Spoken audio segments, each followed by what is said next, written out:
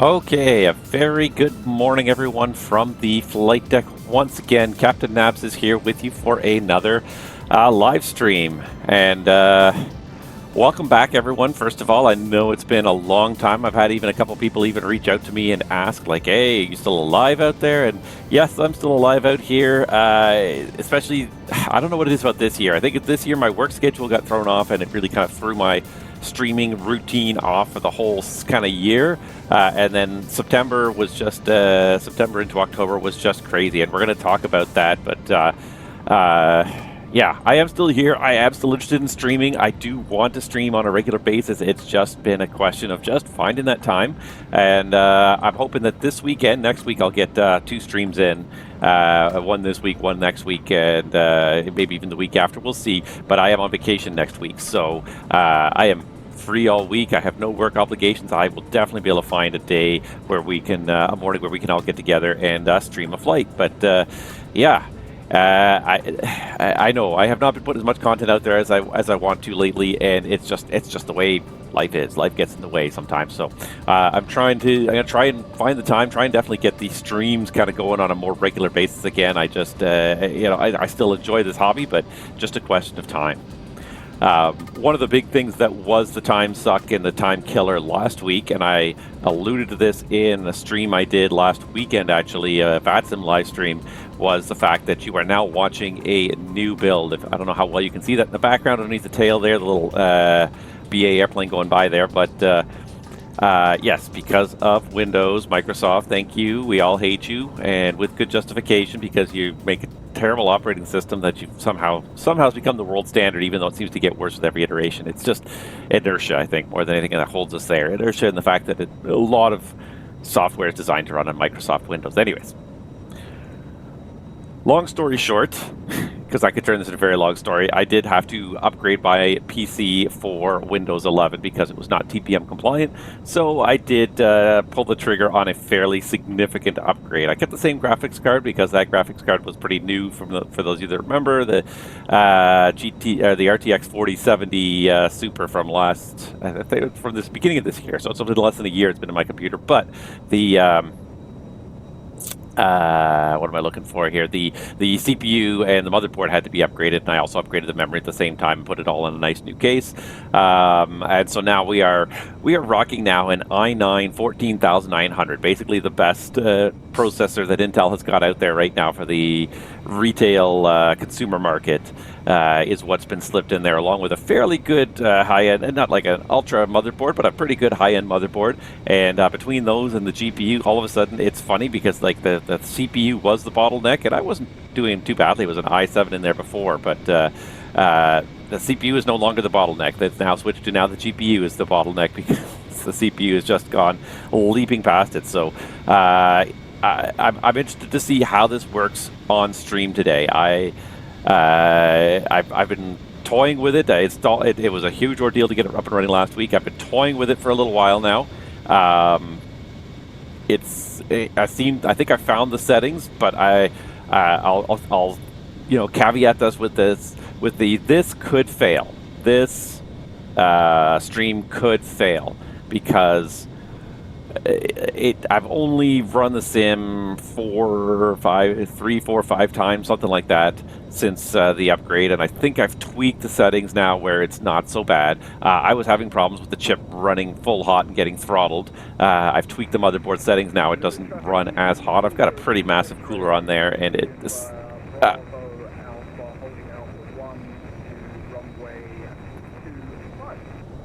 yeah, we don't have any ground controller. Well, there's a tower controller in London. Anyways, yeah, so yeah, I'm hoping that I think I've got it system reasonably stable. I'm reasonably confident in it, but I'll start with that caveat. There is a chance the stream could fail at some point if the motherboard starts, not so much the motherboard, but the motherboard too, but the chips, if any part of the computer starts to overheat, I may have to stop this prematurely. Speaking of which, I actually want to get my monitor going here.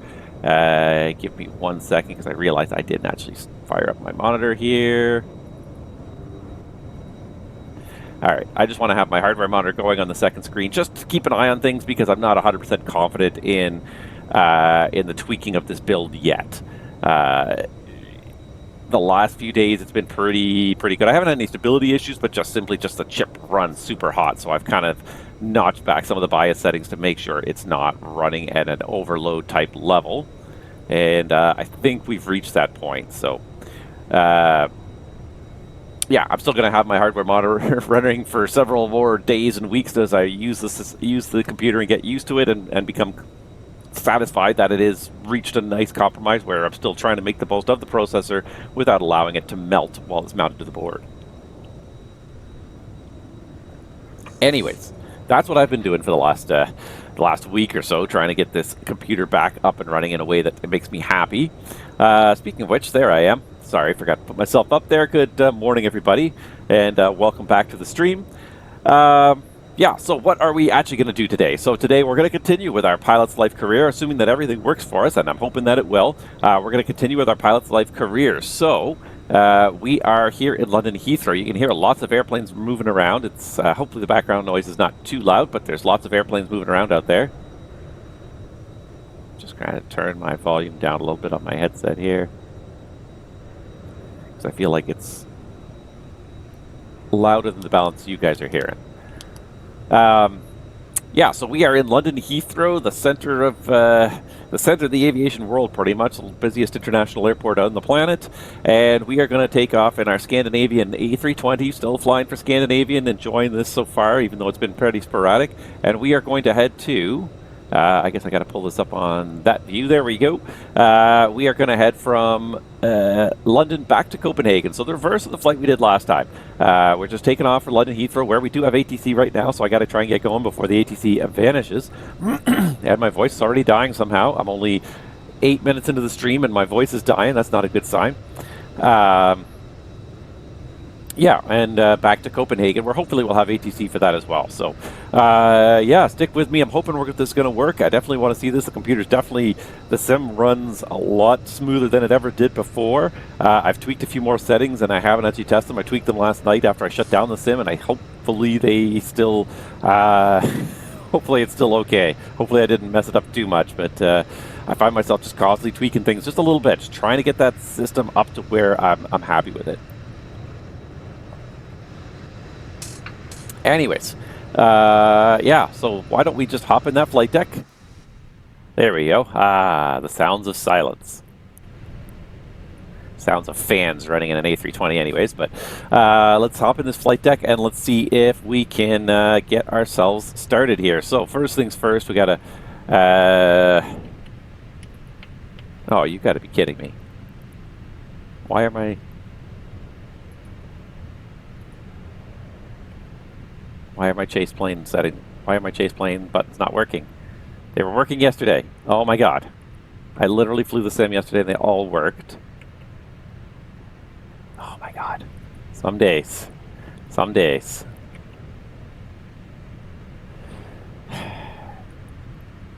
Alright, sorry, let me just quickly tweak this. So, because I've been messing around with my computer and unplugging and plugging stuff in, the Windows keeps on realigning where the various USB devices are plugged in, and even if it's the same device that's plugged into a different port, it reads as a different device. So I've had to do this multiple times where I thought I had this tweak because I don't think I touched anything last night, so I'm not sure why Windows has tweaked this today. But I'm just going to really quickly tweak all these and put them back together here. I love Chase Plane. I really do. And I think it's a fantastic piece of software. But this is one thing that is becoming a bit problematic. And I don't think it's Chase Plane's fault. Like, I think it's pretty logical and reasonable that if it's the same device but at a different location, it may not need the same button controls. So let's see if that should now work. Okay, so that's what I was trying to do, was just trying to get to the overhead view.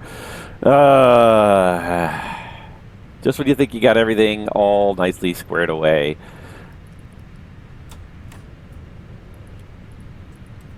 Life just tends to get in the way. All right, hopefully that's bright enough. I feel like as I lean forward here, I'm becoming very dim on the screen here, so I might crank my own brightness a little bit here. How about the gamma? The gamma does better than just the straight up brightness. Yeah, so what we're doing, sorry, yeah. So we get the IRSs online, getting our oxygen on, turning our nav light on, and let's see here, we got to do a quick check here. We've got oxygen, we have engine oil, and we have hydraulic fluid, so that's all good. Notice how smooth the transitions tend to be here now from one spot to the next. Now, I don't know how that looks on stream. I'll have to look at this video afterwards and kind of have a look at it, but to me, it's looking like butter. It is absolutely fantastic. It's such a nice improvement. Yeah. Okay, so we got the IRSs aligning. We've just got to also hop in the box really quickly and just give it a place to align to. So we do a quick little database swap just to make sure that we've cleared out everything from the memory and that we can go to our init page. And we're not too worried about the flight number because that's going to change in a second here. But EGLL/EKCH. And then we get IRS initted, and we should be able to check that against the coordinates of London on our flight log. And 5128.7. 5128.6, well, pretty close. 0027.7. That's about as close as you're probably ever going to get. So we can go ahead and align on that reference point. And hopefully that is looking okay. Everybody's happy temperature-wise. Yeah, we're into the mid-80s for occasional hits on the processor, but that's not terrible. I've got a pretty darn big fan, and I know it's taking out a lot of heat because the second I turn off the sim, it drops to 30 degrees in like 5 seconds. The chip comes down to 30 degrees in like 5 seconds. So that heat's being conducted away. It's just simply how much heat, how much power this i9 is using here. All right, GPS primary lost. I acknowledge that, and it will come up eventually here. In the meantime, we can do a couple of other things. We can start loading our actual flight plan here into the Fenix. It's got our scheduled departure time, and then we can go ahead. We've already got the bridge attached. What we can really do is just start loading this aircraft. And the one other thing actually that I forgot to fire up, because you guys like to watch it here, I use it sometimes but not all the time, is the good old FS2 crew. Come on, FS2 crew, you can do it. You can do it. I set you to launch. Oh, actually that's not the one I want to launch, that's why. I saw animated FO and I just went for it. I forgot that they've got a whole bunch of animated FOs now. There it goes. You got me there, Fenix. You got me there, FS2 crew. You got me there. All right. Hopefully everything should work. Let's start setting up.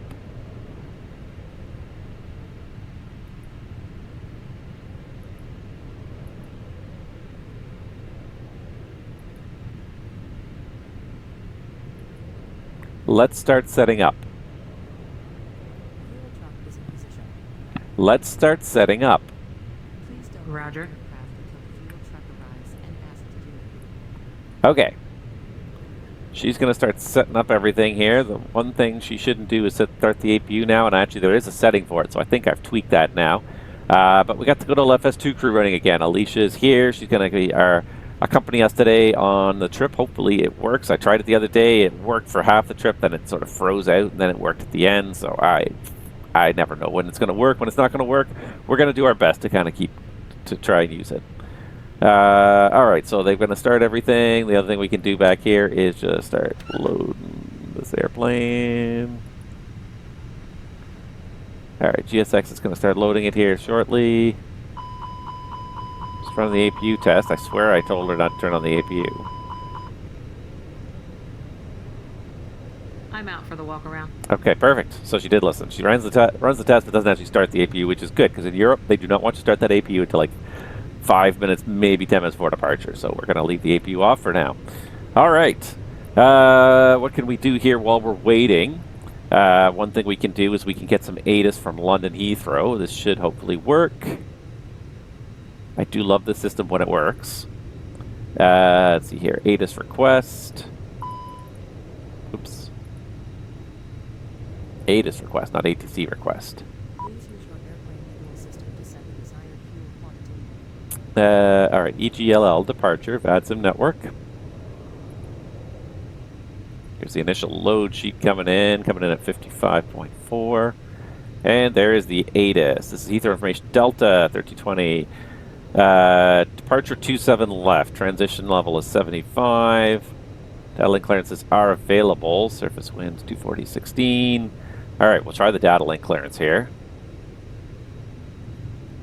35, temperature 13, QNH 1000. I'm just going to set that using my lovely mini FCU right now. Acknowledge receipt of information Delta. All right, so let's see if we can get, while we're waiting for the PDC to come in, or while we're waiting for the IRS to align, let's see if we can request a PDC here. And I probably need to know what gate we're parked at here, what stand. Do we not have a stand number anywhere here for me to see? No, I feel like it was at 217. Let's go here.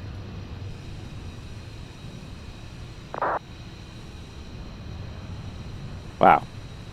Nowhere. This is default scenery, so it's not terribly unsurprising, but I believe we're at stand 217, but I'll...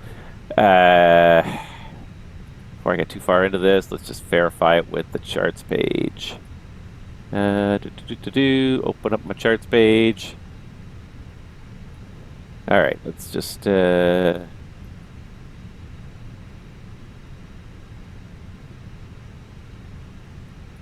see. All right, so we're looking at London Heathrow, and we're looking for parking. No, not parking stands A380, just parking stands generic. 217. Yeah, that's our stand. Okay, good. All right, so. EGLL-EKCH,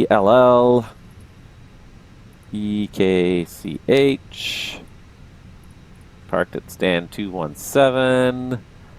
We are SAS 500.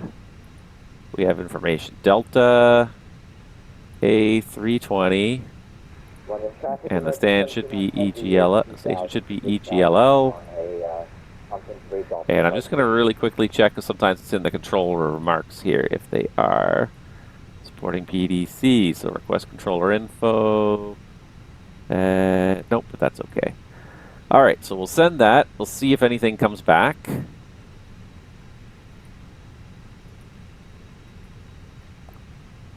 I think what I might do is put that up on number 2 here, because I want to use number 1 for programming once we're all set here. IRS is aligned in 1 minute, so there's only one thing left I could do before that, which is great, is just get some takeoff data for runway 27 left, I believe we said for the... I've already forgot what it said. 27 left for departures, yeah.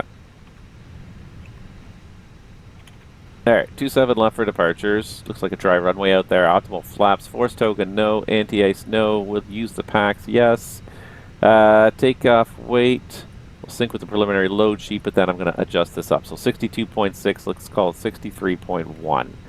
Always round up just a little bit. 500 kilos is a good amount to round up, just to cover. Just if your load increases slightly, then you don't have to recalculate right at departure time constantly. Alright, so that looks good. So... looks like we got a flap 1, flex a 70, 150, 150, 151. That all looks pretty reasonable. Ooh, there is intersection departure data available too. Oh, beauty. Because I feel like we may not always do the threshold here in London. So let's just have a quick look at the airport diagram here. Let's even go all the way to November.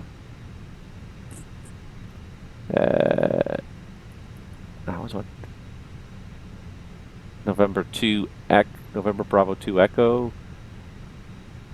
November 2 Whiskey. November 3.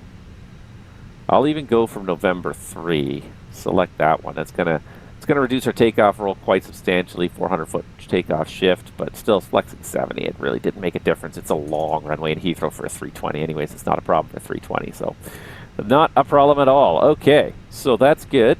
It looks like the IRSs have finished aligning, so we can go ahead and request the rest of the information we need here. Doesn't look like that clearance is coming back. I wonder if they just mean PDC via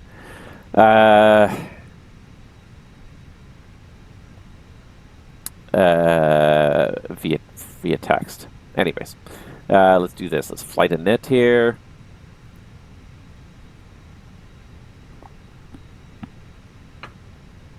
There it is, Scandi 500, Heathrow at Copenhagen with an alternate of Amsterdam, an hour 21. Okay, perfect. And the last thing we need from this is a secondary flight plan. So init request, nav accuracy upgrade. I'm going to clear that message. GPS primary, clear that. And it goes out. Normally you'd have to kind of sit there for a couple minutes. The sim is a little faster than real life. I'm back. No issue on the secondary walk flight around. plan uplink. All right, and it does the London Heathrow to Copenhagen. I don't know the route too well. I'm going to say that's probably 536 is the distance. That looks good for the hour 20-minute flight. So we'll activate that. We're going to recheck that route once we get going here in the startup process. So check data, takeoff data. All right, so I think we got everything done. We are ready for a nice little overhead flow. I don't know when they're going to start actually loading this airplane. I swear I said load it with GSX, and GSX seems to be doing nothing. Refueling completed, $0. Boarding passengers now. Okay, so maybe it was just a question of finishing what it was doing. And there go.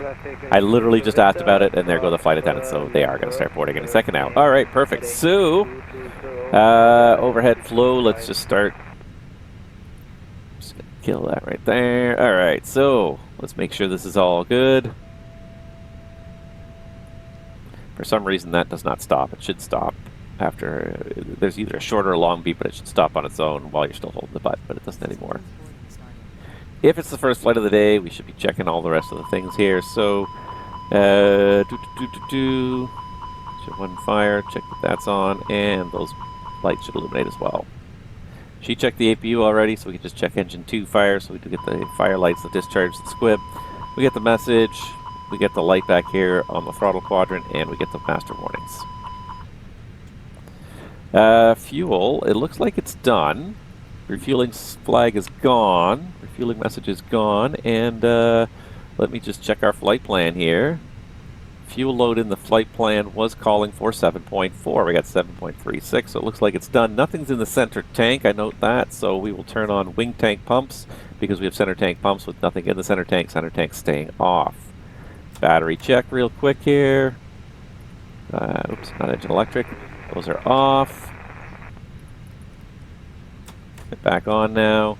You can see they're charging 7 amps within 10 seconds. Less than 60 amps is all you need to see. So that's really good. They're really well charged batteries. I'm going to turn off pack 1 while we're sitting at the gate. We don't need that much extra cooling today. It's kind of the transition season, so we don't need that much cooling effort going on. Seatbelts can go on because the fueling's done.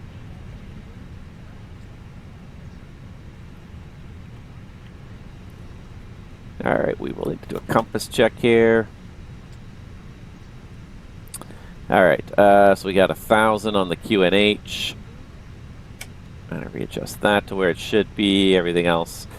I like to see the VORs on here. Call me old school. Alright, 2, no flags, no flags. This needs to be 1,000. Hi, the security and safety check are all done. Are we good to start boarding? Go for it. Okay. Sometimes she works, sometimes she doesn't. Seatbelts, no smoking, parking, and decaf standby, that's fine. Then get yourself down, brakes, nothing. 13:58, 10:24. We're supposed to be out of here in 22 minutes. We should be able to do this. It's going to be a bit tight, but we should be able to do this. Look, I have legs now.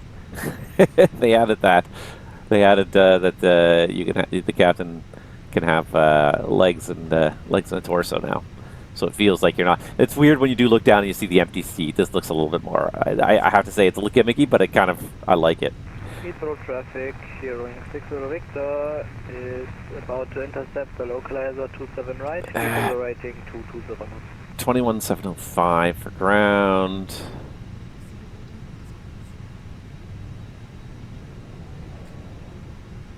$21,705. All right. We're not going to turn up COM 2 right now. We got Cal. Weather radar's off. That's good. Retract. Down here, check the pressure. Should be in auto status. Nothing unusual on the status. Perfect. Let me just make sure that these do move. Yep, those are good. The only trouble with having the torso here is it makes it hard to see some of the things. Fortunately, I could do this. Just say pedestal and show me pedestal. Perfect. 215, that's fine. I'm going to turn you off for now because whichever one has something turned on, whichever one you did last, affects VPilot. So I always like to turn the FOs off completely and just have the captains running. Otherwise, sometimes it'll, if you accidentally hit a button over here, it'll suddenly, you'll be on the other comm and you won't even realize it.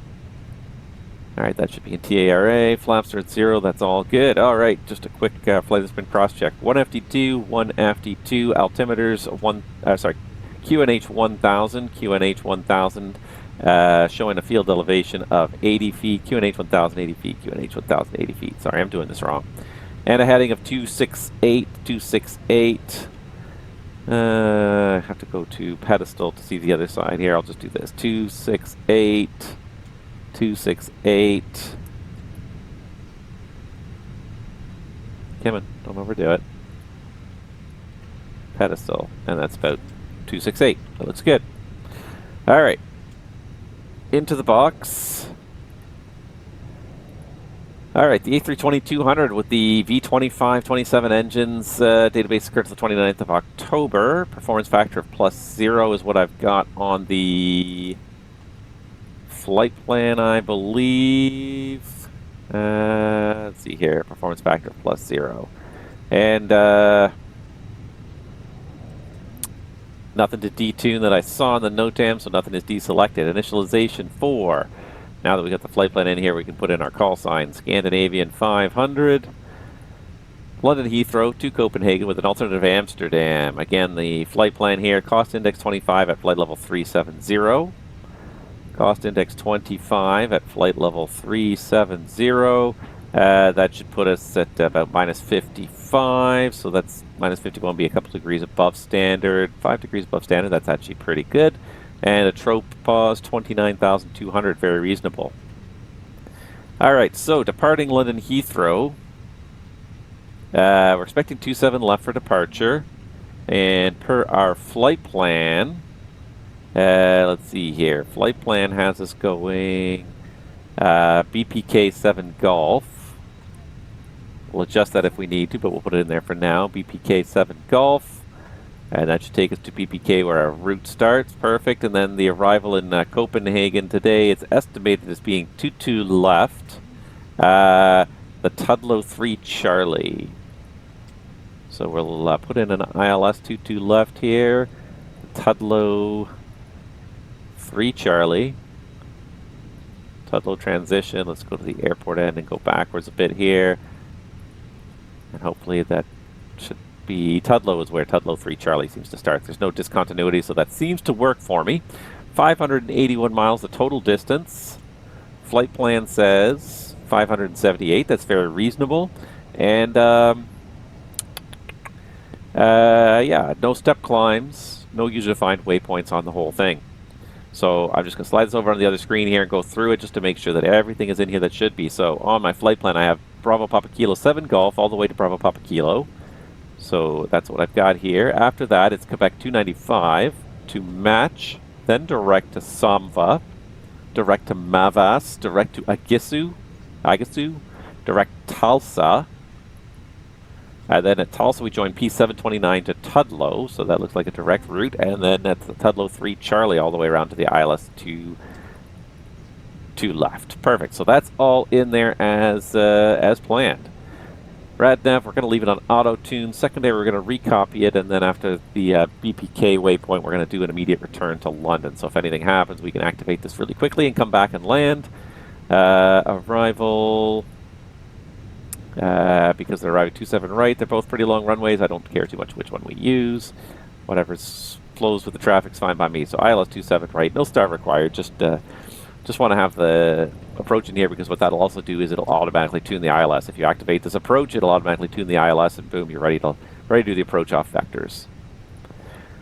All right, the init Bravo page. Taxi point 2 is very normal, route reserve of 0, and alternate fuel in our flight plan again here. We're showing 2.4 for Amsterdam with a final reserve of 1.0. It's a little bit far. I wanted to pick an airport that I had scenery for. I couldn't think of anything I had close to Actually, that's not true. I had Oslo, but the weather was not looking as great in Oslo. There's some broken 800-foot ceilings, so I went the other way and I went into Amsterdam instead. ZFW. So we did have some preliminary information here, and I feel like if there's no data link PDC coming in now, it's never coming in. No. Okay, so 55.4 and a ZFW 31.6. 55.4, 31.6. 55.4 by 31.6. And then the block fuel, what do we say? 7.4. Just barely. 7.4. Okay, 62.6. And for takeoff weight, we had used 63.1, so that'll work. I used to have a key to back up through these, and I obviously did not reprogram that. I had to reinstall Chaseplane. Chaseplane was one of the things that didn't work right off the bat when I restarted the sim. I had to reinstall it. For the fuel check, let's put in a wind component here. So the average wind component of plus 23. And let's see how that matches our flight plan here. So we should have 3.4 tons an hour and 21.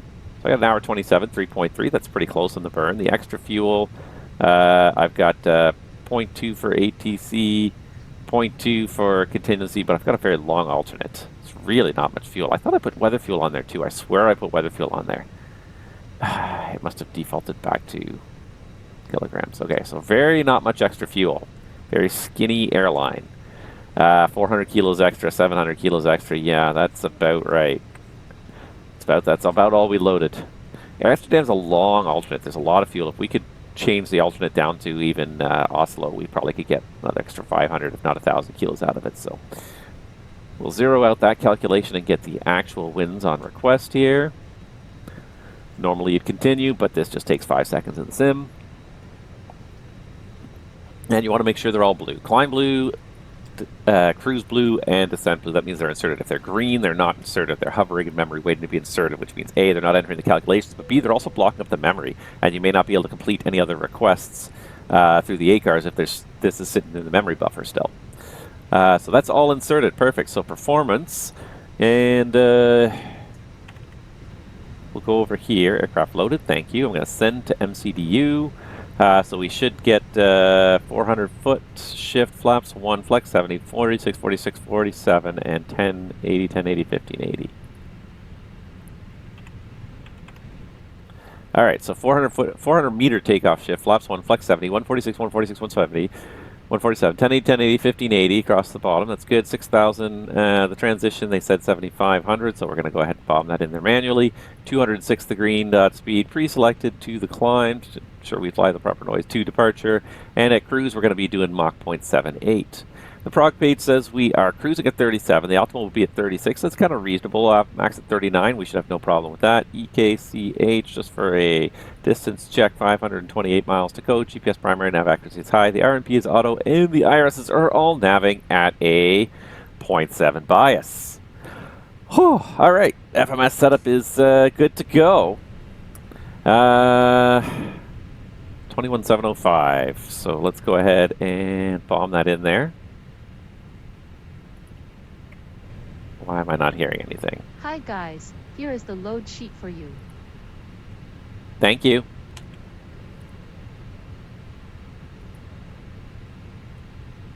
So why am I not hearing anything? Output device, it should be... Oh, maybe it's just because of the volume, because I find that this is also used to control... ATC, Montana 1228, bye-bye. There we go. Unicom 1228, Spirit 37 Juliet.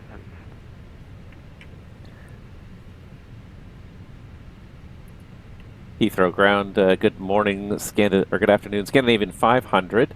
Information Delta, stand 217, A320, looking for clearance to Copenhagen. Scandinavian 500, Heathrow ground, hello, it's information Echo. Split to Copenhagen, Brookmans Park, 7 Foxtrot departure, runway 27 right.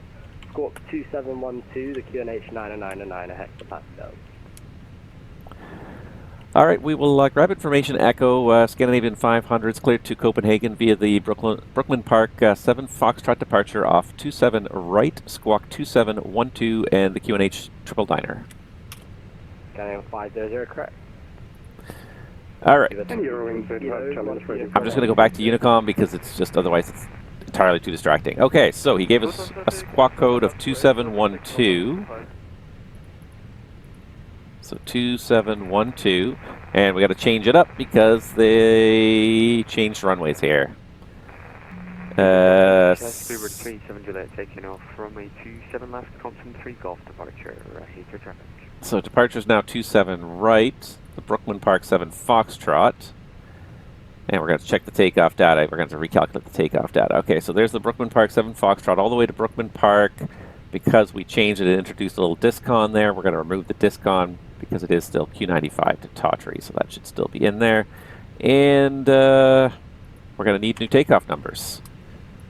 Should be similar, if not the same takeoff numbers, because it's still a very long runway face in the same direction. If anything, it's, it looks even better. Slightly higher speeds.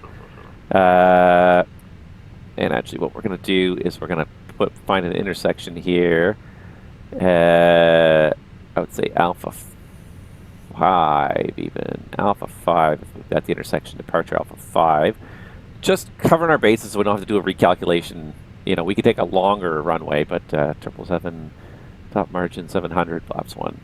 We can, and that brought it back to similar numbers again. So we'll go ahead and send that to directly to the MCDU. So 700 foot shift, flaps 1, 70 degrees, 45, 45, 46. Looks like everything else stayed the same. So 700 meter takeoff shift, flaps 1 and a flex of 70, 45, 45, 46, 7500 stayed the same in there. It didn't cancel that out. So that's all, that all looks good. Oh, wait, 146, 146, 147, wait a minute.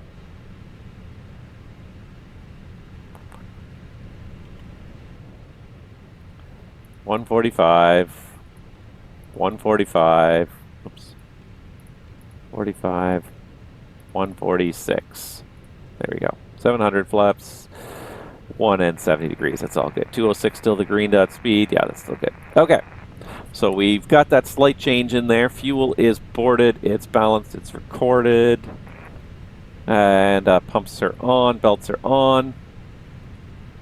Load numbers. I would think we would have final load numbers because they finished loading. Yes, they do. So we can actually, this is actually a really convenient way to do it. I didn't even think about this, but this screen is perfectly sized to do this here. So still 55.4. Slant 31.6. So no change from our original planned numbers. Perfect. So we can accept that. That's good. All right. Just have a quick little departure review. We're going to just make sure the SID is all programmed in correctly, and then we're going to talk about it. So we need the Brookman Park 7 Foxtrot 7 Golf. 7 Foxtrot is what we're looking for this time because we're off the right side now.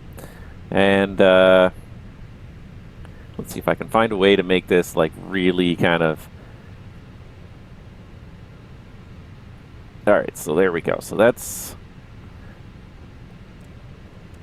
And I'm going to bring this back to flight plan page. Okay, and I'm going to pull this up here.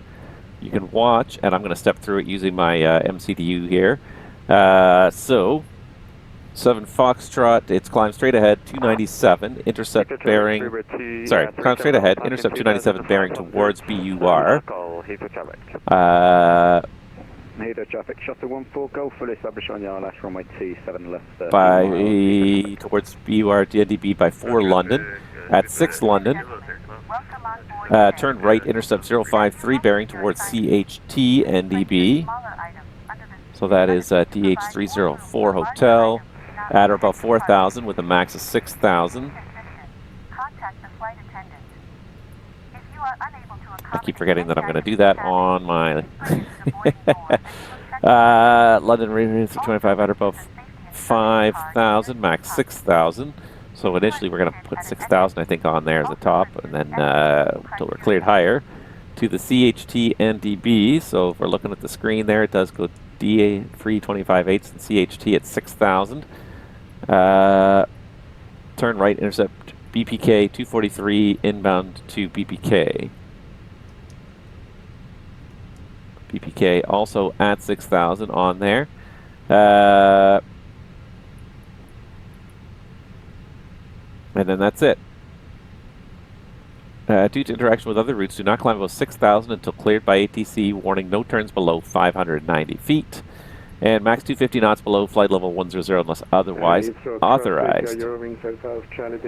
After takeoff, call sign, SID designator, current altitude, and initial cleared altitude.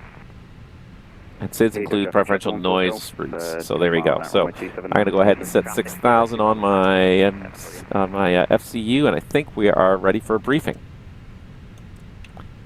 Are you ready for a departure briefing? Are you ready for the takeoff briefing? Go ahead. Okay, so technical status of the aircraft. We got a good, clean aircraft today. No faults with the aircraft, and no temps that I'm aware of affecting departure out of London. Departure today is the Brookman Park 7 Foxtrot departure off of runway 27 right, plate 10-3 for London Heathrow. Routing constraints are all checked, and they're all in the box as required. The max speed 250 below 10,000. Initial climb altitude 6,000. We've got the 6,000 feet set. Let's see here. Noise abatement is to follow the SID, and in the event of an engine failure, we're just going to proceed straight ahead, climbing to 6,000 until we receive some instructions. Otherwise, the MSA around here is 2,200, so as long as we've reached 2,200, we can start making turns if we're getting vectors from ATC. That being said, there's no ATC online other than just the ground controller. Performance in the box today. Left seat departure off of runway 27 right, so dry runway, 700 meter takeoff shift, flaps 1 and a flex of 70 degrees. V1 145, VR 145, V2 146. Transition altitude today 7,000. Pardon me, 500. Thrust reduction, acceleration, engine are 1080, 1080, and 1580, and 206 the green dot speed pre-selected for the climb. Just while I'm thinking about it, I'm going to grab the new ATIS. Heathrow traffic, shuttle 14 Golf 5 mile, final runway 27 left, Heathrow traffic. What am I doing here? New ATIS. New ATIS at Heathrow. VFR departure to the west will remain below 1,500. Yeah, let's see here. We're going to fully manage departure. We got climb blue, nav blue. We'll get the autopilot on shortly after departure because it's a busy RNAV departure. And RadNav page is auto-tuning, that's fine. The fuel prediction page says we're below the max landing weight. That immediate return's a non-issue. Secondary has got us come back onto 27 right. We'll just leave it at that. The other thing we should do right now is just consider starting the APU because we're basically ready to go. Heathrow traffic, shuttle 14 Golf 3 mile, final runway 27 left, Heathrow traffic. Let's just check the ATIS here. Arrival 27 left, departure 7 right, still 75. Transition, looks like 999er.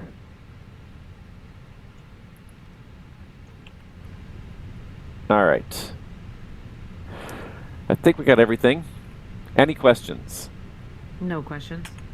All right, I'm just going to check the flight tracker here, make sure she says she's tracking. So that says tracking, that's good.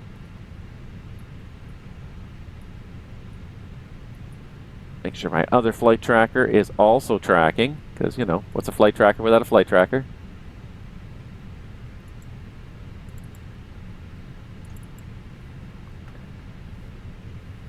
And just waiting for the APU to fire up so we can pull the ground power, and we're ready to go.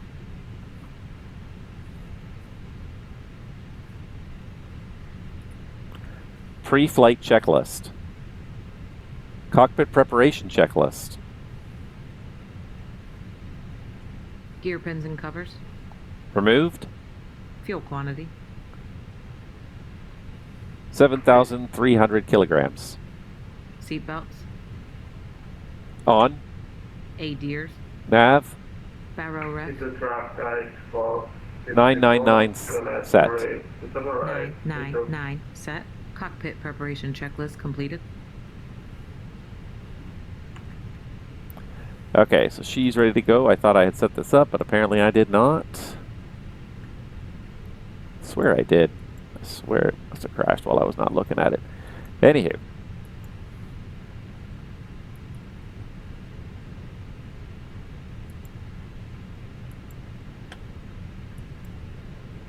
thinking. Wow. Come on. You can do it. Anyways. Looks like we're ready to go here, so we're going to go ahead and get the beacon on. Did not turn off the ground power first, he just pulled it. That was bad. Before start checklist. Parking brake. Set. Takeoff speeds and thrust. V1 145, VR 145, V2 146, flexing 70 degrees. V1 145, VR 145, V2 146, flex temp 70 degrees, windows.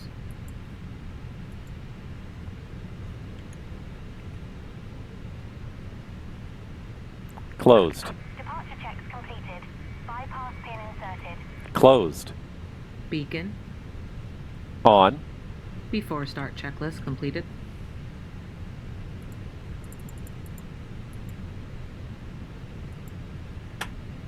All right, come on, flight tracker. You can do this. I believe in you.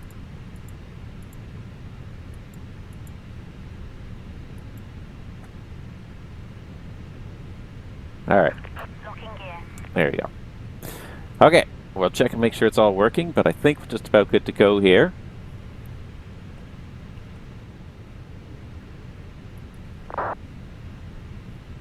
Why do you keep on resetting the comm frequencies?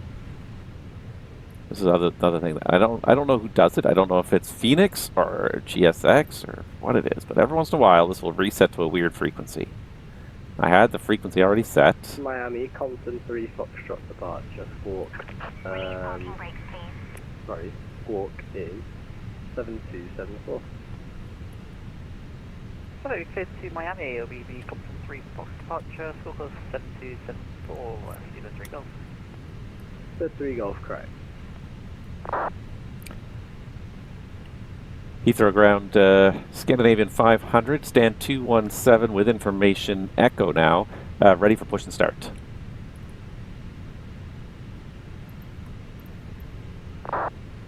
Scandinavian 500, stand 217, push and start is approved, face south. Push and start approved, face south, Scandinavian 500, thank you. Speedbird 4 for Echo, stand 519, request push begin startup. Speedbird 4 for Echo, stand 519, push and start is approved, face north, Christian face east. Brakes are off, face south, delaying and start till advised.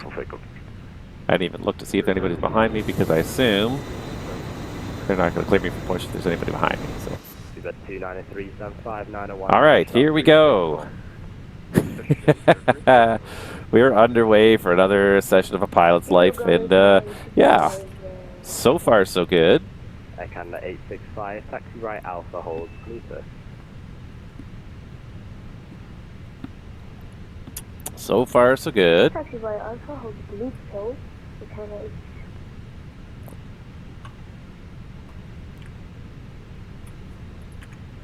Starting engine 1. Okay. I love the okay. Okay, sure, why not, whatever. There's something about the way she says it. Okay. Hit the ground, speed 568, GBLS, stand. Alright, should be actually focusing on what we're doing here. Bid 568. Do 23, 24%. Anytime now, we're going to get. Lufthansa 5 uniform heavy, request taxi. There's fuel flow. The 5 uniform, taxi left Bravo, correction, left Alpha holds 7. Why am I getting some oil pressure? Lufthansa 5 uniform, left Alpha and hold. Why is the EGT not rising? There it is. Now it's starting to rise. EGT seem to be very slow to start rising there.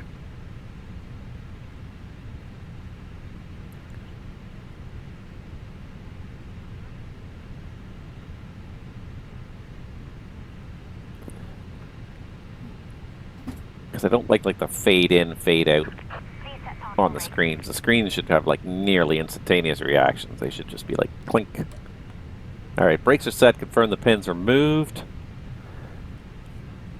Starting engine 2. Okay. Yeah, I'm very not, I gotta figure out what that setting is. I didn't even reinstall Microsoft Flight Simulator for this. Despite the whole thing, I didn't have to reinstall Microsoft Flight Simulator. I did have to reinstall a few add-ons. Fenix didn't seem to properly kind of work until I reinstalled it, then it was fine. Chase plane, I also reinstalled GSX because I know GSX is a finicky airplane. Or, a finicky piece of software, so I reinstalled GSX. I reinstalled my PMGG airplanes, but like I found most of the stuff worked without me having to do anything. The sim itself worked. It wasn't on my C drive, which was the drive that got zapped. So everything was there. So I'm surprised when some of my settings are not quite where they were before. And I figured, I swear I figured out how to get rid of that. All right, looks like we got a fairly normal start on number 2 here. Where like I swear I figured out how to take away like that kind of fade in, fade out effect on this displays. All right. Anyways, that's all good. Engines 1 and 2 are normal.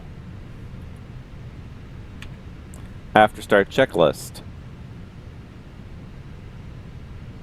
Anti-ice. Off. ECAM status. Checked. Pitch trim. Viva 293, taxi right Alpha, hold at Pluto. Point 2, nose down. Set and checked. Rudder trim. Neutral. Ground, 101010. Neutral. After start checklist Viva completed. 293, right on Alpha, hold at Pluto. Roger, right on Alpha, hold it.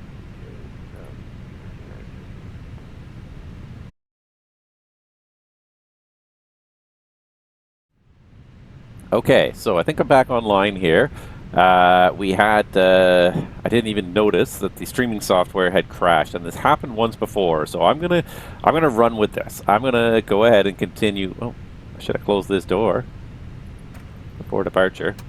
I should have, yeah.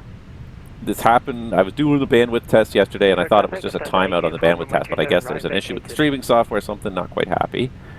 Anyways, we're going to sequence behind the 350 here. Traffic, Lufthansa 5 uniform, departure, takeoff, runway 27 right. So you guys missed the taxi out, but there's a couple airplanes here. We're on Unicom now. I think everything is up and running again, and I'm going to go with it. Super 293, we're going to be landing and waiting after the departing Lufthansa traffic, runway 27 right. Yeah, just annoying. I'm gonna run with it. You guys didn't miss too much. A little bit of taxiing out. We actually had a controller. We actually gave us taxi instructions all the way out to Saturn. Not much happened on the taxi out, at least. Just annoying. But this is kind of what I was expecting. I was expecting glitches. I was expecting stuff to not go work correctly. So we got the flight control check done. We did get the taxi checklist done with the AFO. Everything seemed to work okay to this point. Sim seems to be working fine. It seems to be now the streaming software that seems to be causing issues. So I'm just going to wait for this. So Lufthansa's airborne, Speedbird. As soon as he starts rolling, we can take position. We're going to have to give him like a 3-minute timer though for the wake terminal separation.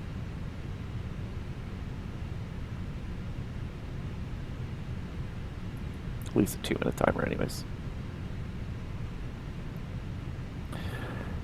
Alright, hopefully that works now again though. I don't know quite what happened to the streaming software. I didn't even realize it. I looked over and all of a sudden it was dead. It was just not doing anything. But busy looking out the window. Heathrow traffic, Scandinavian 500, lining up runway 27 right. Any traffic inbound 27 right on Heathrow? Correction 27 left.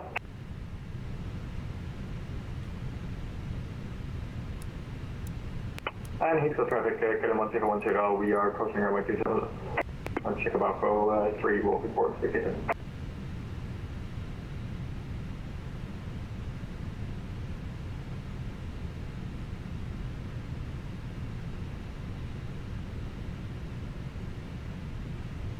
Vision 21 Kilo Heathrow traffic taxiing via Titan, link 232 Alpha 1.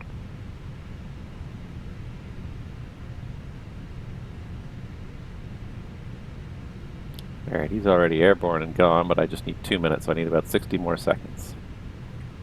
Runway entry procedure. Takeoff runway confirmed. Approach path clear of traffic. Cabin crew be seated for takeoff. Lineup checklist. Any traffic, Airliner 101 trafficated, runway 27. 27 right confirmed. Checked. TCAS. TARA. PAX 1 and 2. On. Lineup checklist completed. Alright. I just want to see 2 minutes on there. Doesn't look like anybody. Oh, the Virgin's waiting. I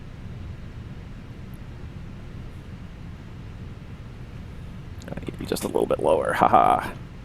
In order for my.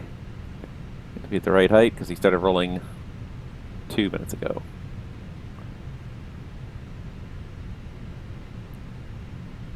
Here we go.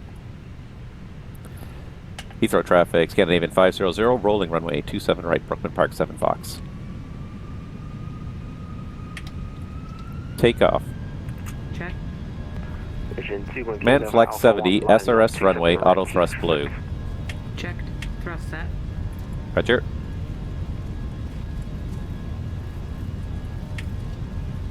$100 knots. Check.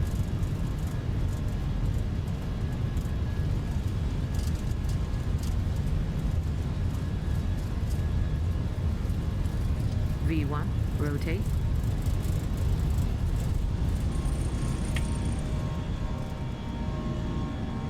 Positive climb. Gear up. Nav. Speed check. Flaps 2. Flaps 1. Speed checked. Flaps 1.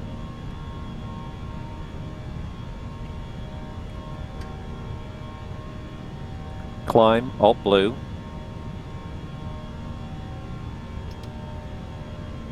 Thrust climb, auto thrust.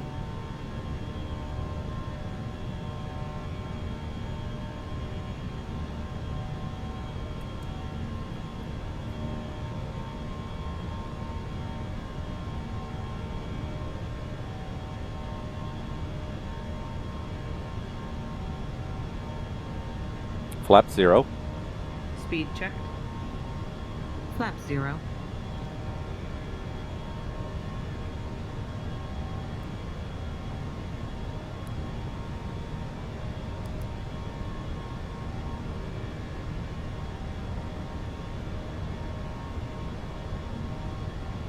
Thanks for traffic, Airliner 101, we are on Alpha Saturn, we are taking link 23 to holding point Alpha 14, runway 27 back.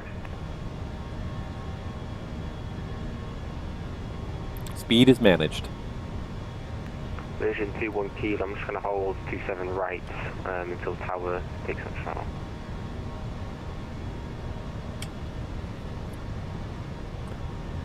Flight level 350 set. Set flight level 350.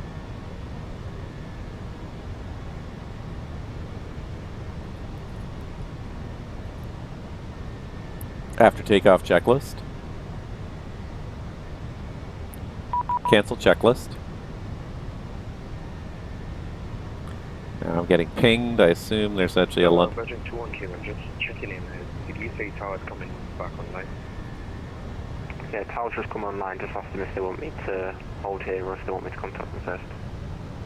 Okay, no worries. We'll just hold at Alpha 3 as well, too. Thank you.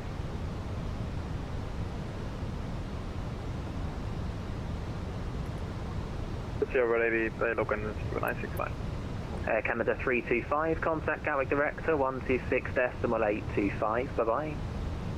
26825, bye bye, 965. November 865 Delta Alpha, descend flight level 140, level Since by we have a Acton. controller again, we're going to go back to 6,000. Descend flight level 140 by Acton, November 865 Delta Alpha. And Shuttle 3 uniform with you, climbing flight level 170. Shuttle 3 Uniform London, good afternoon to you. The Honolulu 2 Hotel for Heathrow. Only 2 hotel for Heathrow, Shuttle 2 uniform, thank you. Snapshot 01 Charlie, nothing from Manchester unfortunately, it's Unicom, bye bye. Unicom wants to do that tonight, thanks for the service, thanks everyone, Charlie. East 6 Lima left 025, climb flight level 230. Left heading 025 and climb to flight level 250 easy at 6 Lima. Just confirm the cleared level 230. There's a climb to 230 easy at 6 Lima. Speed 3 Alpha, descend flight level 90, and there's nothing further, so Unicom 1228, bye bye. 90 Unicom, thanks very much, speed 3 Alpha. Scandinavian 500, level 6,000, Brooklyn 7 Foxtrot. Confirm our start. Shuttle 3 Uniform, Honolulu 2 Hotel. Hotel Oscar November 2 Hotel. Honolulu 2 hotel, thanks, Shuttle 2, Gregson 3 uniform. Scandinavian 500 London, hello to you. Climb now, flight level 150, fly heading 065. Flight level 150, heading 065, Scandinavian 500. Lufthansa 24, direct timber. Alright, thrust climb, open climb, all blue, 150 set with a heading. And we're just about to transition, so we're going to go standard now. Flight 965, descend flight level 160 by Sabre. 160 by Sabre, speed 965. Roger. White Star 4 Mike, descend when you're ready. Alright, we got ATC again. Just got to get a word in. Flight level 180, White Star 4 Mike. That's half the joy. Just getting the word in. Lufthansa 1 Fox Romeo, London, hello, turn left 030 degrees, climb flight level 200. F030, climbing flight level 200, Lufthansa 1 Fox Romeo. Charlie Sierra, Papa Alpha Bravo, there's nothing further unfortunately. Unicom 122 decimal 8, bye bye. 122 decimal 8, bye bye. Alright. Thank you. Janex 971, descend flight level 130, route direct Bovingdon. Did this fail again? That's correct. I'll give a level 4 now. Not a problem. 130 direct Yes, Bovingdon. maybe. Okay, descend to level 130 to 5 Bravo November. I'm having issues determining if it's working or not because the streaming software looks like it's working, but then when I look at the Twitch stream, it looks like it's sporadic. I think it's working now. We'll have to see how this looks when we're done. Alright, anyways, 100 climbing 150. Romeo, climb flight level 240. Seatbelts off. We're almost above that layer. Gonna just hesitate a second on that. We'll circle right back to it. In the meantime, the RadNav page is auto-tuning secondary. We're gonna recopy it now since we're obviously airborne and on our way. And the prog page. Cruise is at 37, that's fine. Again, I still can't see you on the radar, and I'm looking on VATSIM radar. You're not showing up at all. It's just showing a 21.5. Well, it says you're cruising, but I think you're in observer mode, so I'm not too sure if you are actually connected correctly. If you just want to double check that for your client for me. 21.5, and cabin's pressurizing, fuel as well to check. We burned 850, plus that takes us to about 74. That's about right. Yep, that's good. 240 heavy, descent level 90, level Lambo 240. Viking 2565, thanks very much, I have you now. It is the... Alright, I think we're definitely above that cloud layer, so we go anti-ice off, and there's 140 climbing 150. 1,000 to go. Viking 2565, stop your descent, flight level 200. This guy's definitely working hard.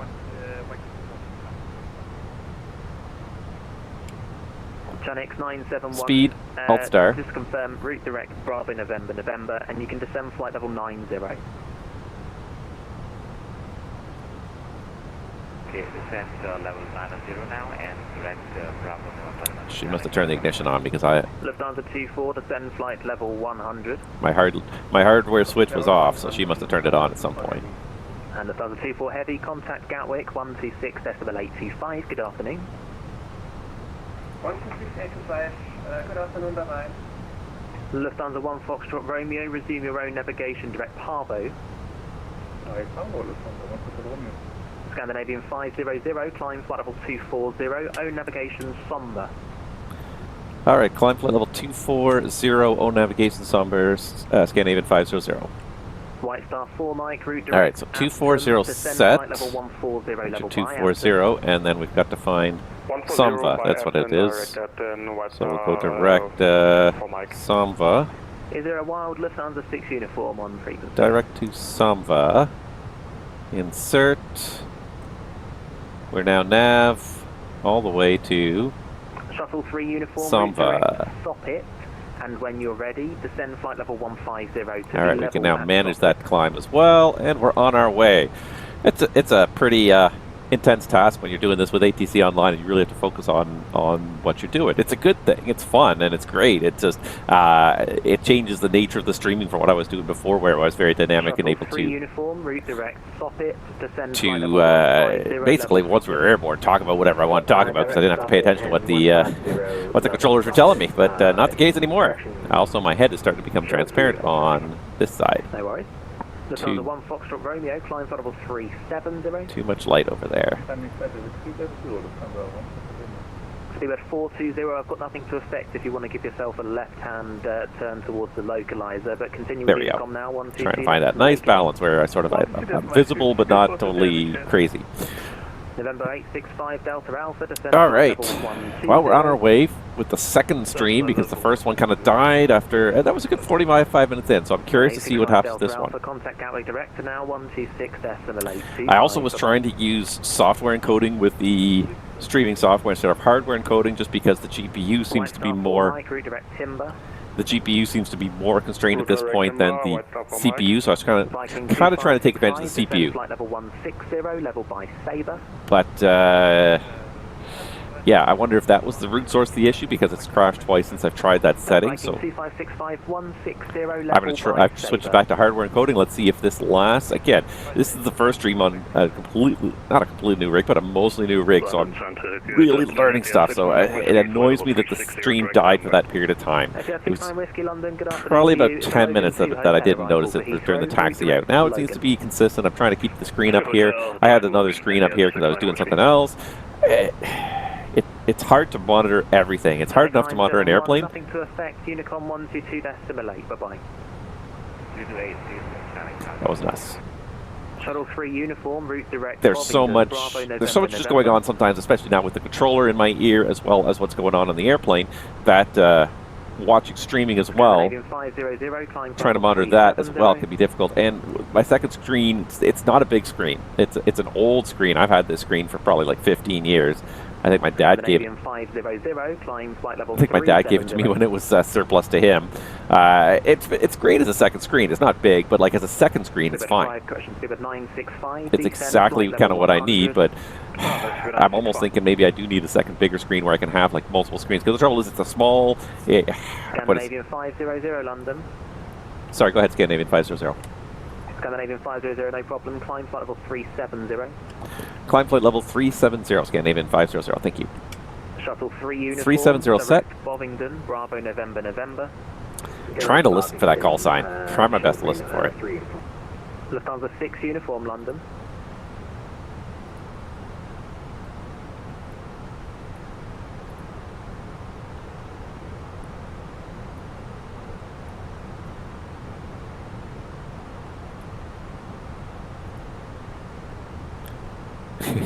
Not the only person who's having listening problems, at least.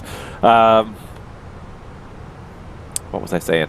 I've lost my train of thought here. Lufthansa 6 uniform, London. But it was only 10 minutes. I was off stream, so we'll see how it looks. Every time I turn, it seems to get even brighter. And I'm just trying to like find like a. Speedbird 965, descend flight level 90. Speedbird 965. Easy 86 Lima. A light level that sort of. Descend flight level 230. Yeah, makes my stream look okay, and I can still see myself fine in the back. It's almost a little bit too dark now, so we just turn.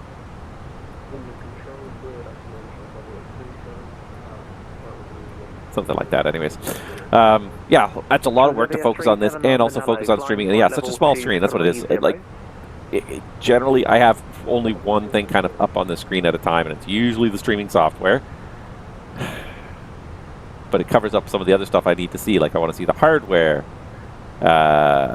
indications as well, and everything else. And I don't see the chat as well. So, yeah, lots of. Back afternoon with Air4, get stands 4 regulars and A320 with the Bravo getting 998 clear. Get out. With F4 Kilo London, hello to you. You're clear to the Gdansk on the match 3 Yankee departure, runway 25. Warning step time. Anyway, so looking at things here, just trying to figure out sort of what's running here. The GPU is running pretty well, 63%, and it's running at, right now it's running at like 50-ish degrees. It's pumping out lots of air. The CPU is definitely running hotter. Hottest point in the CPU right now is running in the 70s. It's peaked at like 90, 92, but that's pretty infrequent. I've had the hardware graph going, and you get these little momentary peaks, but it's mostly very consistent. So I think I'm pretty happy with the way the CPU is running, with the way the cooler is running. If I lean forward, I can feel the volume of heat coming out of my the back of my CPU. But as I said before, I think I've got it. You build a computer, you always kind of worry, like, did you get the right amount of thermal paste on there, enough that it's conducting properly and filling the gaps, but not so much that it's becoming an insulator by itself and leaking out everywhere. And I definitely don't think, I definitely think, if anything, I heard on the low side, not the high side. I have not seen any leakage. But my personal take on it, as I think about it, is that I think I put a good amount on, because when I, what am I trying to say here? Constantly messing with this thing here. Shuttle 3 uniform, descend flight level 90. 90, Shuttle 3 uniform. Constantly messing with this filter here. Easy 86 Lima, there's nothing further. It's Unicom now, 1228, bye-bye. Wait till Unicom 1228, easy 86 Lima, thank you, bye-bye. Yeah, because as soon as the sim stops, while the sim's running, my CPU's sitting in the 70s easily and regularly into the 80s, but as soon as the CPU load goes away, as soon as the sim is closed, 5 to 10 seconds, it's at 30 degrees, 30, maybe 40 degrees. So I think it's a question of, I don't think it's a problem. I don't think it's a problem that I didn't put get a good thermal bond in there, because the fact that it drops so quickly once the CPU load disappears tells me that the heat is being conducted away. It's just a simple question. The volume of heat this i9 chip generates is just phenomenal. It really runs the sim nice and smooth, but it does generate an immense amount of heat. Yeah, come to the 965, I agree with you. KLM 1010 London. Yeah, London, hello, KLM 1010 London, Brooklyn Park, 7, Foxtrot at 6 knots. Push out of 998. Switch off to the Gdansk. London, hello, KLM 1010 on the Brooklyn Park, 7 Foxtrot, holding 6 knots. KLM 1010 London, thank you. Fly present heading, climb now, flight level 150. Present heading, climb flight level 150, KLM 1010.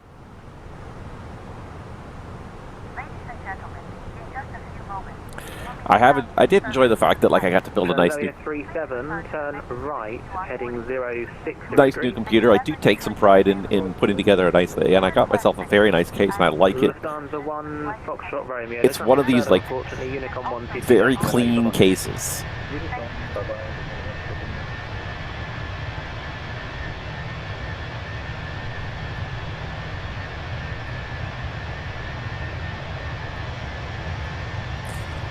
It's one of these very clean cases, so you really don't see too much. I'm just gonna turn it down a little bit so it's still not too loud there.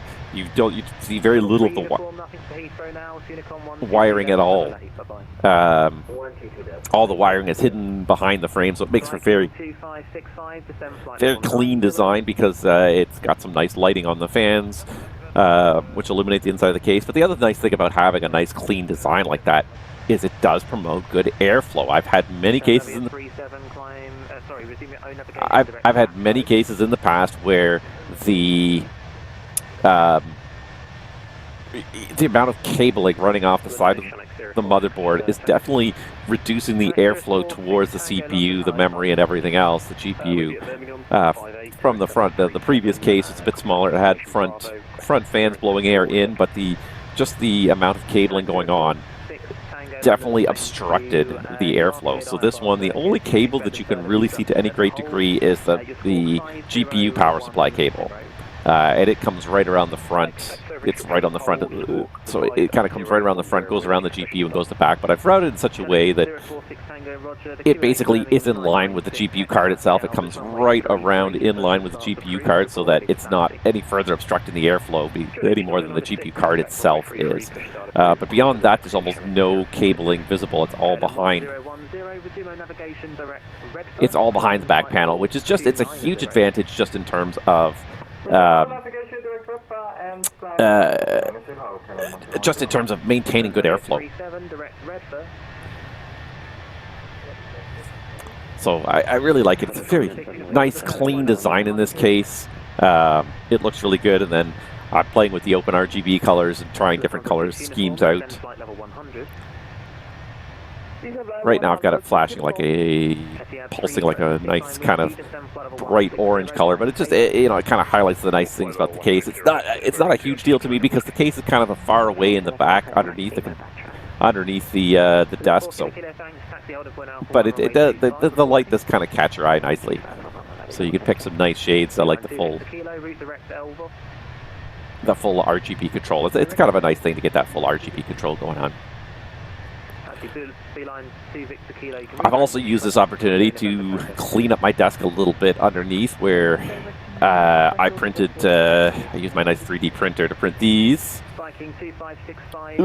which it's hard to even see what they are, but all it is just a simple little, if I hold it in such a way, there you go, it's just a little cable clip. It just folds. It just folds in like that.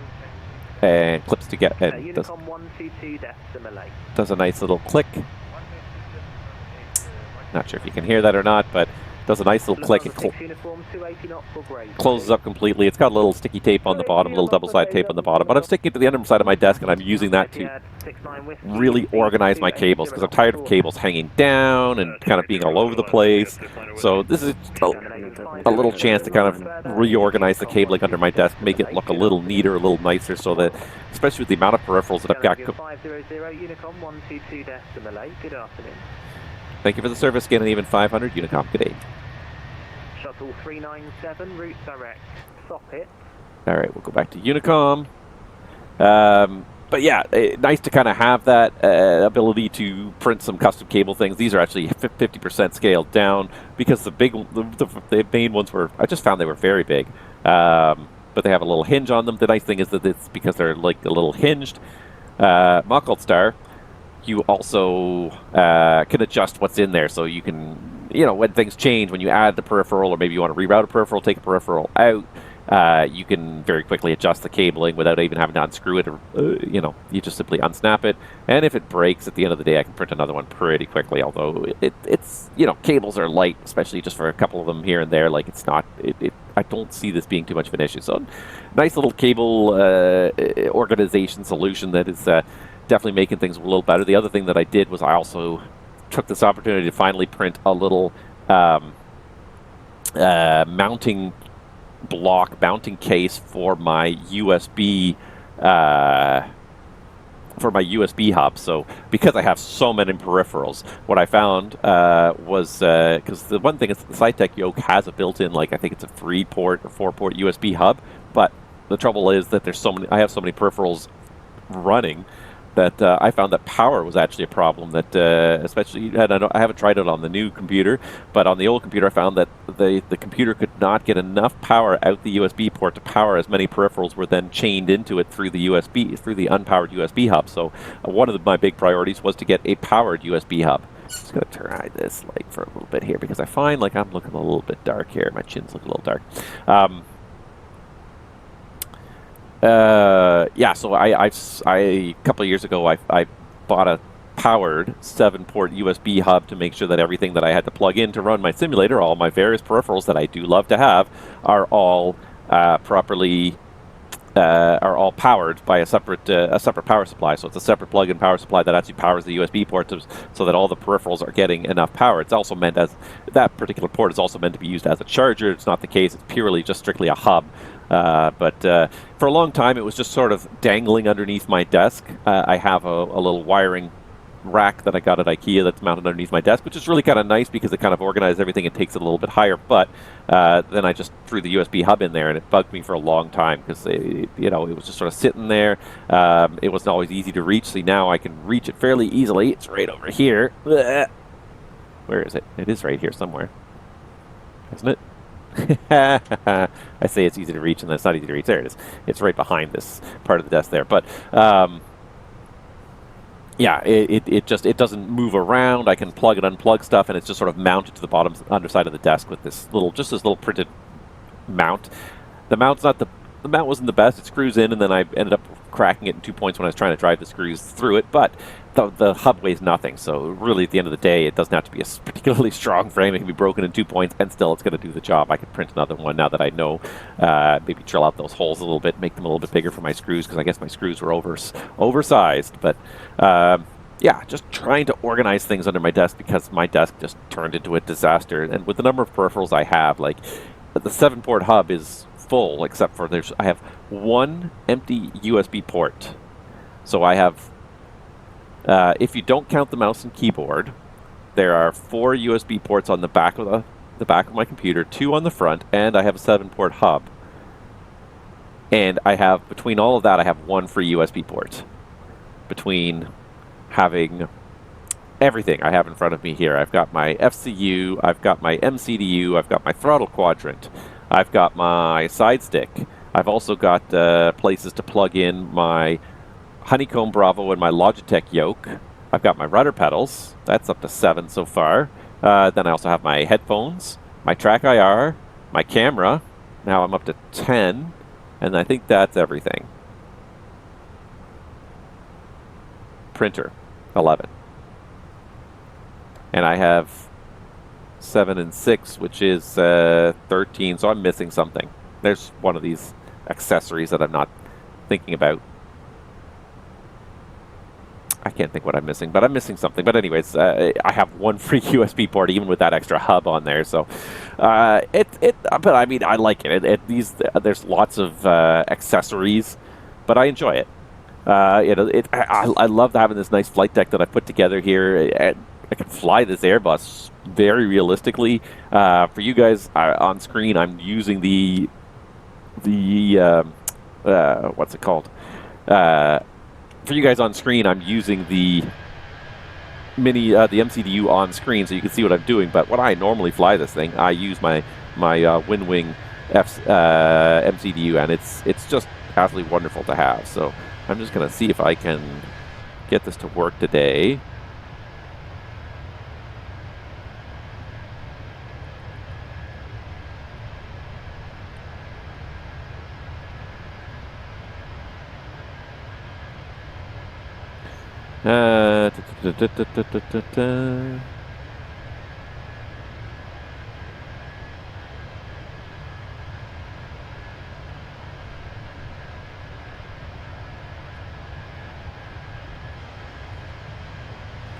Alright, because sometimes I can make this work, sometimes I can't.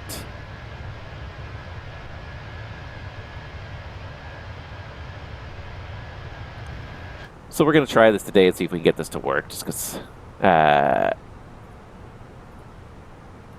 sometimes it works, sometimes it doesn't.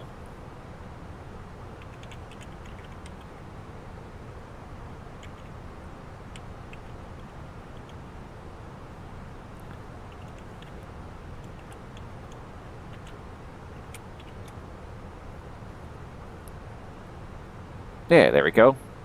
Working today. Some days it works, some days it does not. All right.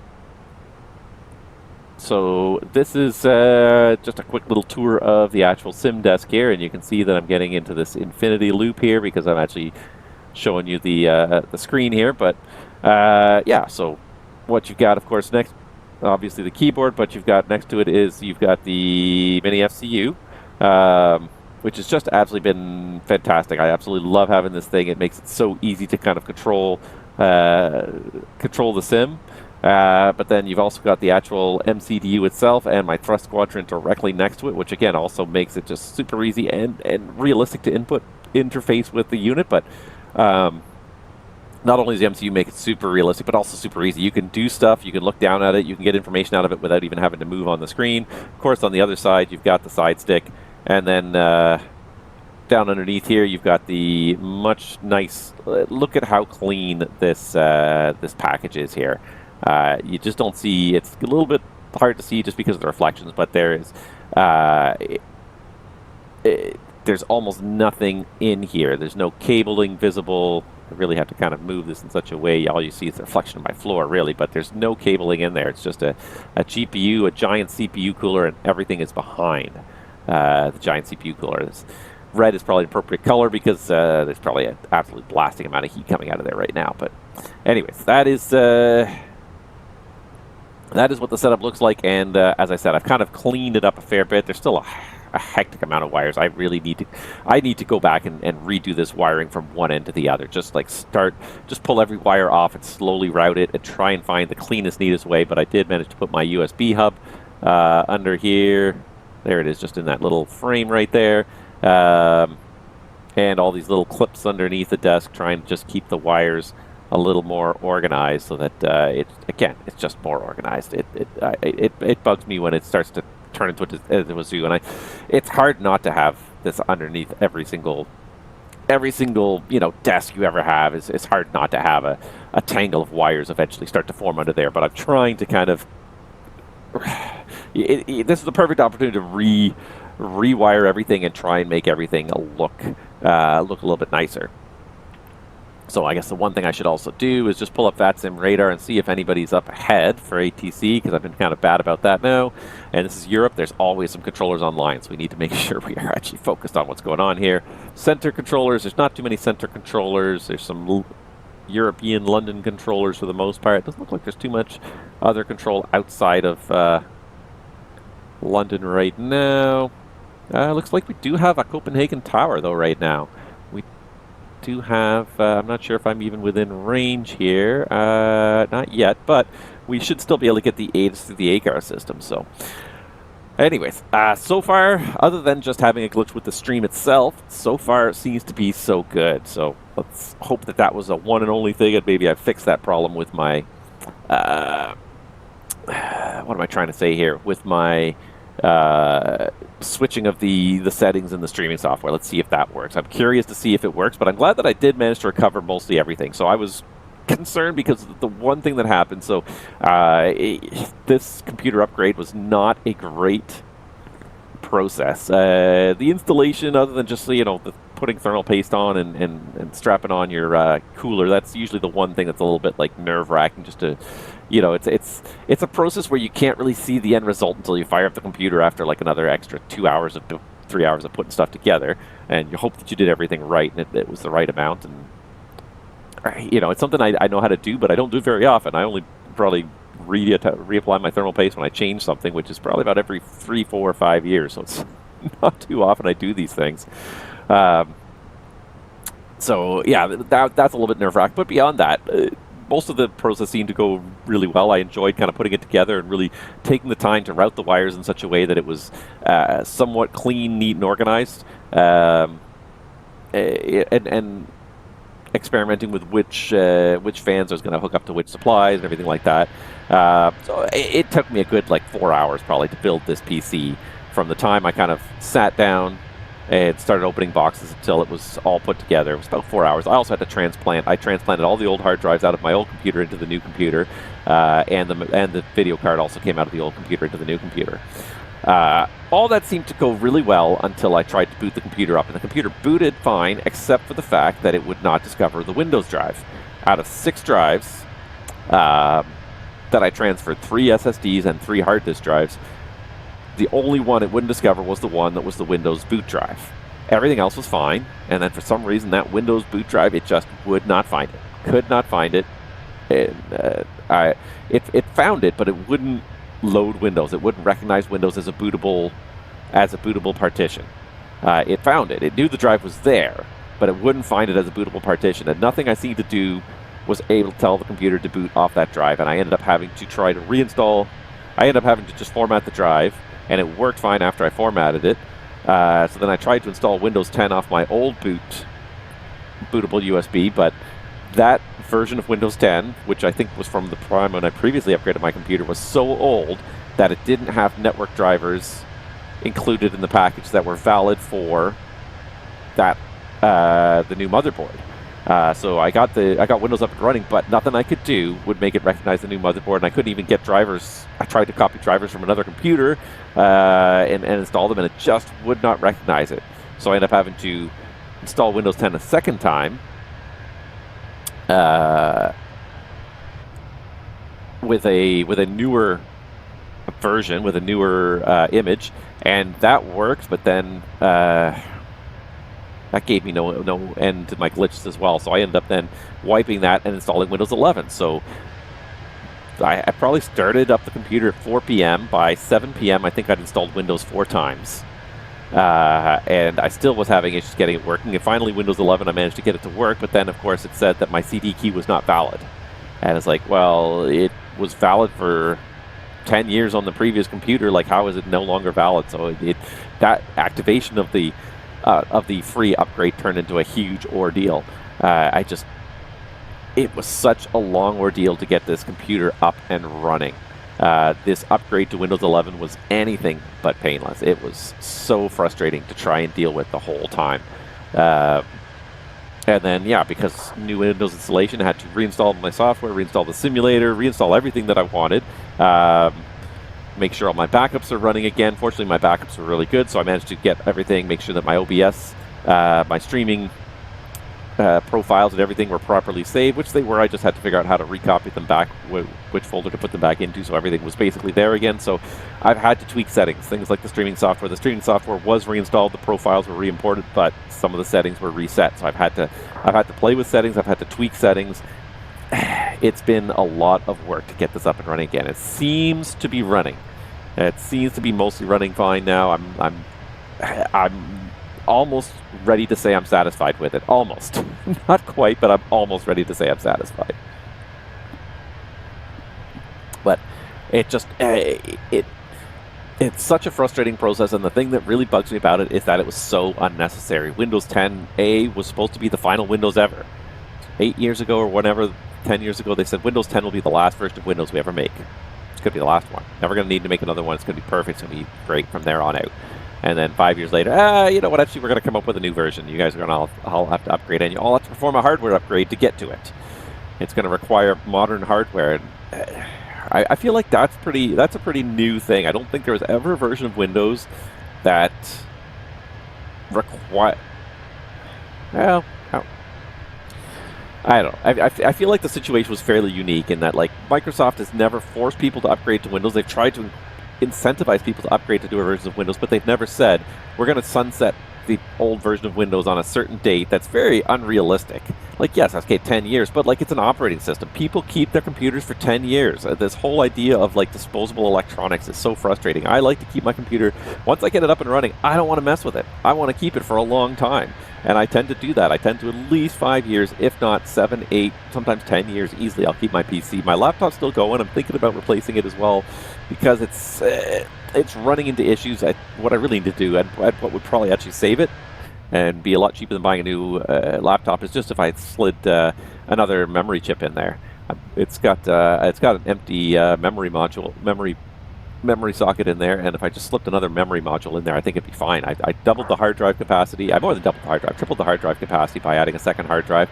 And yeah, I think there's only 8 gigs of RAM in it, and I feel like 16 would really kind of just... I don't do a whole lot of crazy stuff with it, but even just playing games, like a lot of games, even 8 gigs is kind of straining. And it's not that the games take 8 gigs themselves, but with the operating system running in the background, everything as well. So, anywho, yeah, I'm not talking much about aviation because Windows has really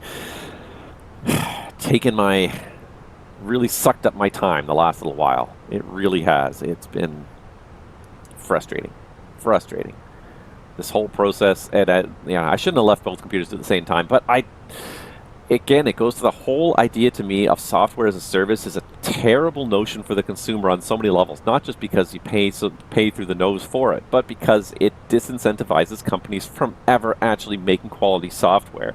And this is one of the reasons why I will never touch Office 365. I still use Office 2007 because I think there's very little that's improved since then. The interface has gotten childish, if you will, in Office, to the point where like it's hard to actually find a lot of settings now because they want to make the ribbon look really, really clean and simple and have only like 5 settings at the top of the screen. It's like that's not very good use of your real estate or of your software or of your hardware.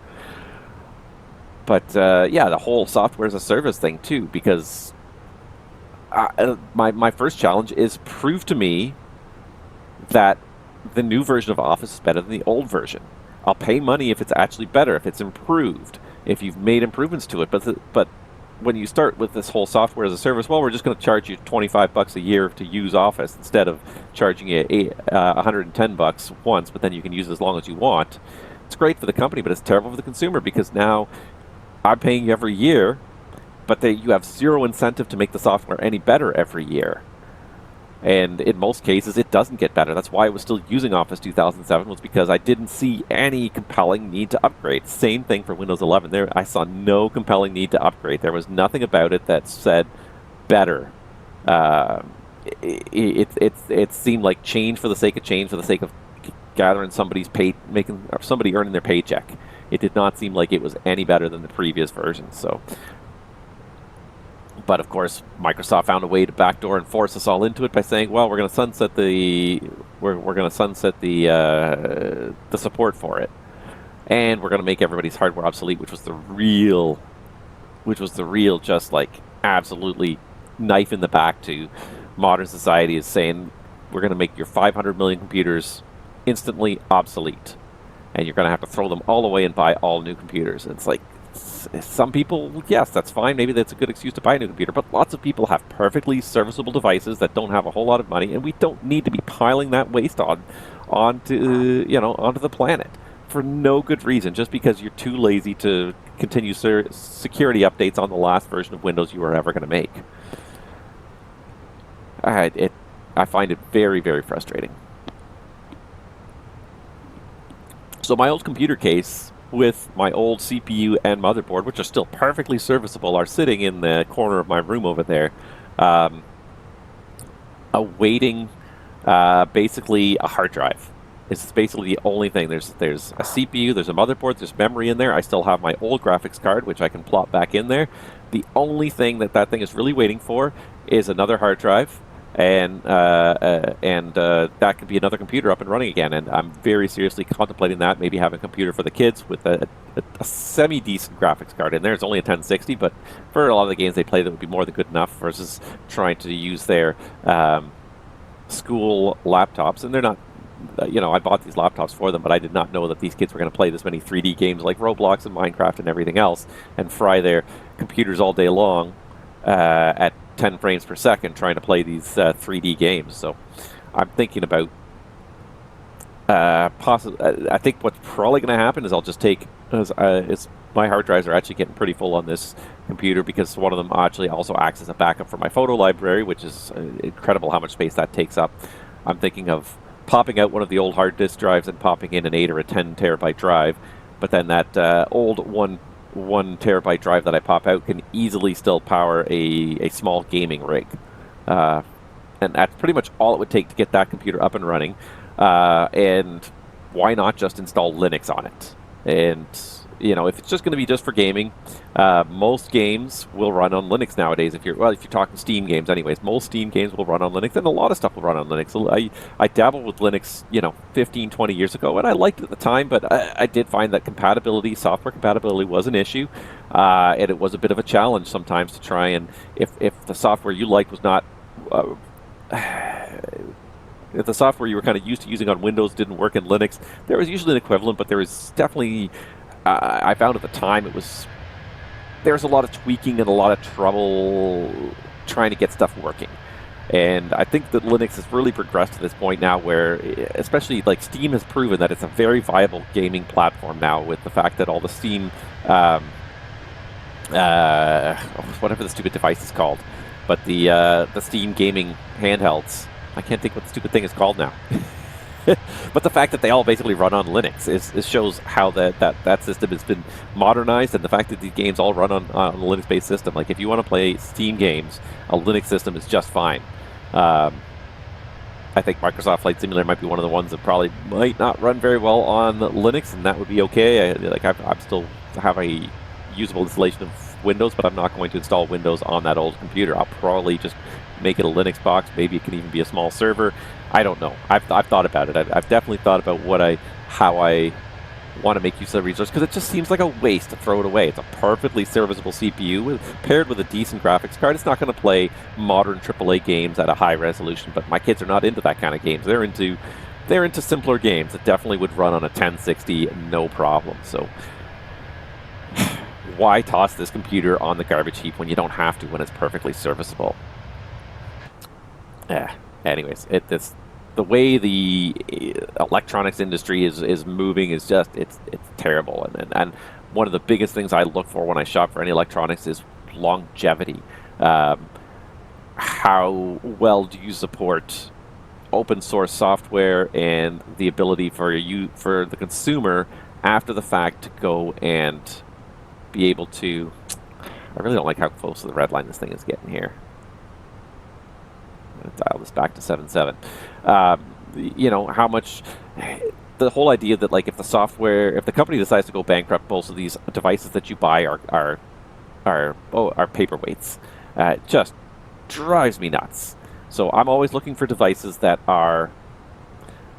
I'm not saying that connectivity is a bad thing, but there has to be an unconnected alternative where if you lose connectivity either because the internet goes down or because the company goes bankrupt and shuts down their servers, the device doesn't become a paperweight. So that's hugely important. That is absolutely hugely important in anything that I'm thinking about purchasing nowadays. It has to be something that it's usable even without support from the original company, because so many of these companies, they start out with big dreams, and even Google is probably actually one of the worst for this. Even though it's a big company that is long lasting, they love to experiment with stuff, and I'm not against innovation and experimentation, but they release these things into the public domain. You think about a lot of these Nest things and these Google Home products that have now become orphans because Google decided there just wasn't a big enough market for that particular device, and they decided to stop supporting it and brick it remotely. And the amount of products that Google has done that to is just phenomenal when you start to add it all up. The number of services that they've shut down, the Google graveyard, is just huge. It's been very... it's just problematic. There's you don't want to be replacing a lot of these things constantly on a 3-year cycle, like a cell phone. Even a cell phone shouldn't be on a 3-year cycle. The only thing with cell phones is they do get a lot of wear and tear because of their everyday nature, but a lot of these devices are not necessarily everyday things. So one that I think has worked quite well and I'm very pleased with was the Ecobee thermostat. I was a little bit hesitant to upgrade the thermostat. The fact that it is a fully functional thermostat offline, even if you do not ever connect it to your Wi-Fi, it is a fully functional thermostat. It does not rely on the central servers. The central servers help it. You can connect to stuff remotely, but it's not integral to the core function. It still works as a good old-fashioned thermostat without ever having that connection. So I've had that thermostat now I probably installed it 10 years ago. I think I probably installed it about 10 years ago. It's been very reliable, but it's because of the nature of that, where it works in an offline, it has offline functionality. And those are the kind of products I'll buy. The other one I can think of offhand, AC Infinity fan. I have a fan that circulates air to some of the colder rooms in my house, an inline fan in the duct that is it's Wi-Fi capable and Bluetooth capable. I've never connected to the Wi-Fi, and there's no need to. The Bluetooth, there is also a faceplate next that you can attach that is connected by a wire to the fan, so it's on the outside of the vent. It's just on a magnet, so I just stuck it right near where the fan is, so I can actually go and control it there. It's a little bit awkward because it's kind of up on the ceiling, but I can go and control it there. But it's also connected by Bluetooth. It doesn't need Wi-Fi. It doesn't even need the Bluetooth per se. You can program it completely with that little thing, and it automatically has a temperature sensor. It knows when to turn it on and off, and you never have to touch it again if you don't want to. But you don't need the Wi-Fi, and that was a fantastic innovation. It was hands down, that's why I bought that unit. You don't need the Wi-Fi. The Wi-Fi could help. You could connect to that fan from anywhere on the planet, but once you set it up, you know, it's an inline fan. If the temperature goes up because the furnace is running, the fan turns on and blows. It gives that hot air an extra boost. Likewise with the air conditioning, temperature gets below a certain temperature in the duct, it goes on automatically. Like I don't need to have a Wi-Fi connection to this fan. It doesn't need to be connected to the internet. And so many things that if they're not connected to the internet, they just don't work. And that for me is a big turn off. If it's not going to work, if it's not connected to the internet, that's a big no-no right there. All this convenience, the price of the convenience is oftentimes not worth it. Okay, I see the top of descent points coming at us pretty quickly here. So what I'm going to do here is we're going to pull up some ATIS. Hopefully Copenhagen's still online. Let's see if we send an ATIS, if we get something back here. Hopefully, SAS Ops says did we leave on time? Why are you not pulling anything up?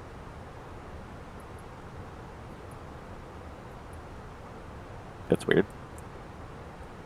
Not sure why that button's not working. Information Romeo 1450. Expect ILS approach runway 22 left. 22 left. Condition report 1450. 666. All parts 100% dry. Transition level 7000. Do not link star with ILS procedure without explicit clearance from.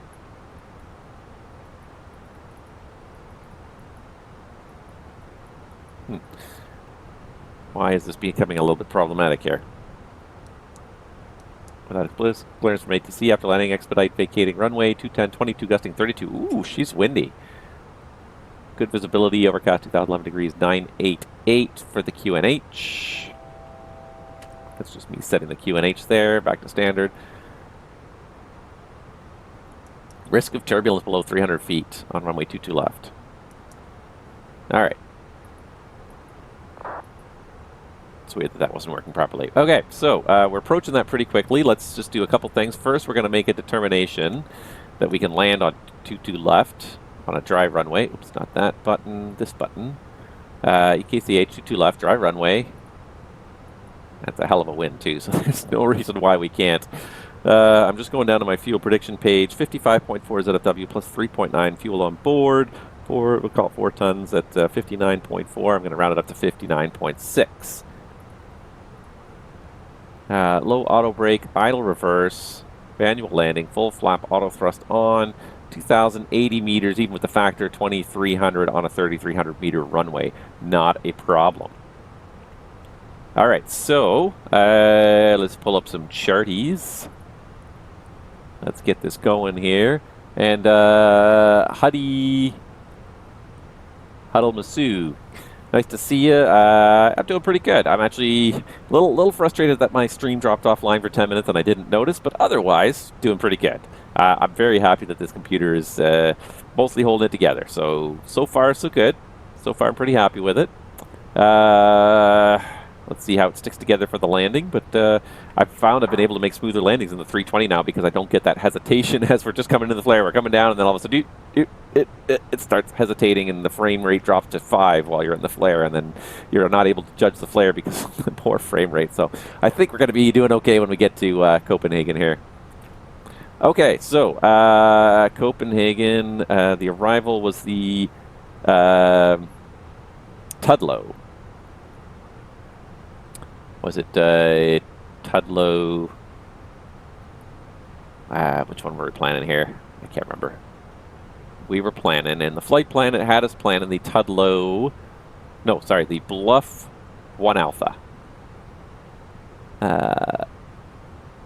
Oh, sorry, I'm looking at the wrong. That's the alternate. Yeah, Tudlow 3 Charlie. Tudlow 3 Charlie. I was looking at the alternate flight plan there. Tudlow 3 Charlie. Yeah, that looks good for setting up for 22 left. Through Tudlow. All right, so let's just check all the waypoints here. So what we're going to do is we're going to pull this over here. I'm going to pan this down just so you can kind of see both at the same time. And then I'm going to use my plan mode. Constraints are on, and we're going to scan through here on the MCDU. I'm going to use my remote MCDU here. So we're going to go through Tudlow, Lugas, Corsa at a max 250 knots, CH654 is below 12,000, CH645, CH638, CH631, CH626, and Abegi at 220 knots below 4,000. So that all appears to be in there. And expecting radar vectoring after Beggy. Continue on track 037 unless otherwise instructed. Expect vectors at first contact with Copenhagen. Approach straight type of aircraft. Initial contact with Castor. Final state only. Call sign descend as cleared. Right now there's no ATC except for a tower in Copenhagen, so we're going to have to self-vector onto final. But we'll pay attention. We'll make sure nobody pops on at the last moment before we start doing this.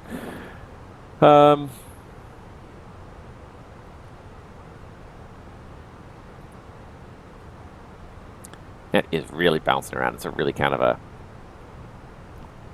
lousy ride there. We're going to put that belts on there.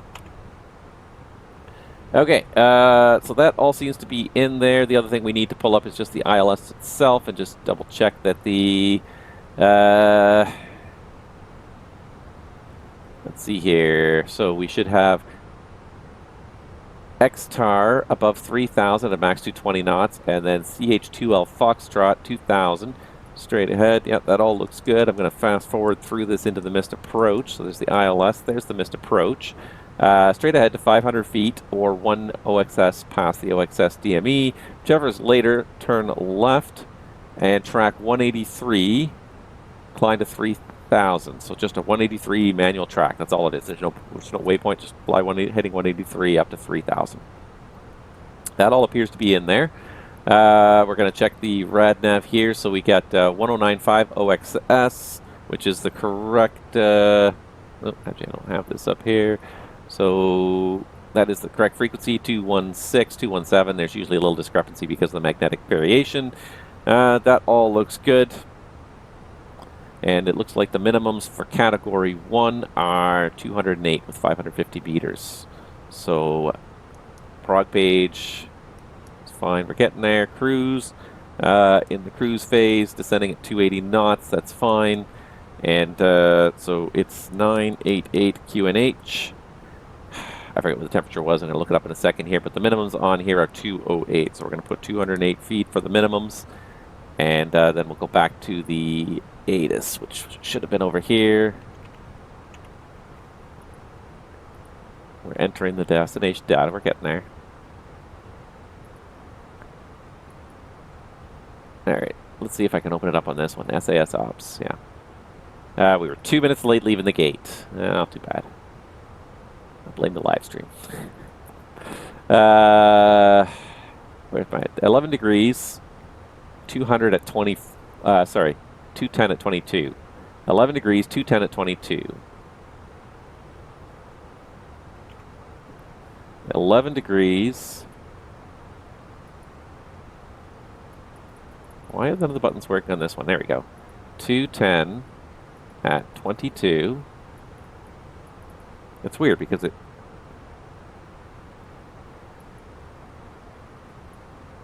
210 at 22, and for the missed approach, it should be 3,000. It's weird because this is a sim issue, because as soon as I try to use my remote MCDU, my WinWing MCDU here, it works just fine. That's really weird. Alright, fuel prediction page. We got 15 minutes of extra fuel before we have to go off to Amsterdam. One go around. If we have to do a second go around, we have to either go to Amsterdam or commit. I'm just going to recopy the secondary here, and then I think we're good to go. Are you ready for the approach briefing? Go ahead. All right, so technical status of the aircraft, no faults. Right now we got a good airplane running. And ties 1, 2, 3, 4. I'm working on my MCDU and SIDS, or was it MCDU? Looks hard.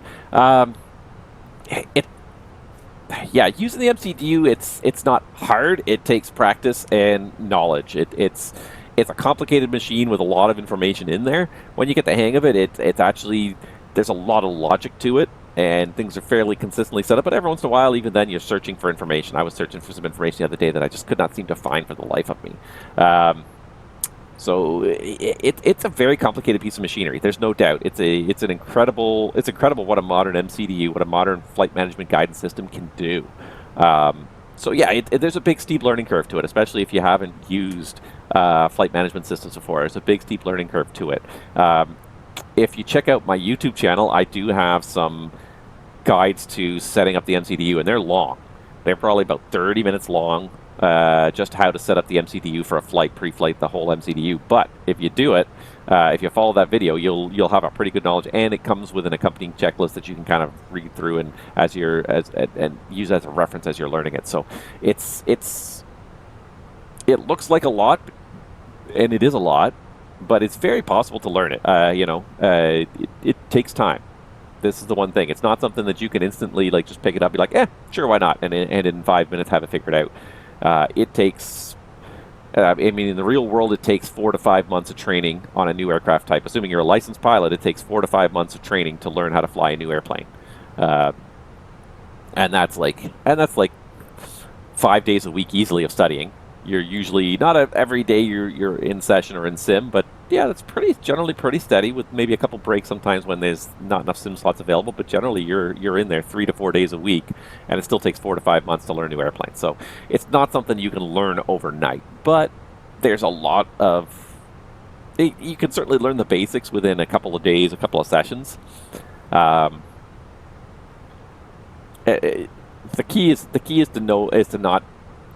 to really, I think, just accept that it's going to take a lot of effort. It's not something you can do quickly and easily.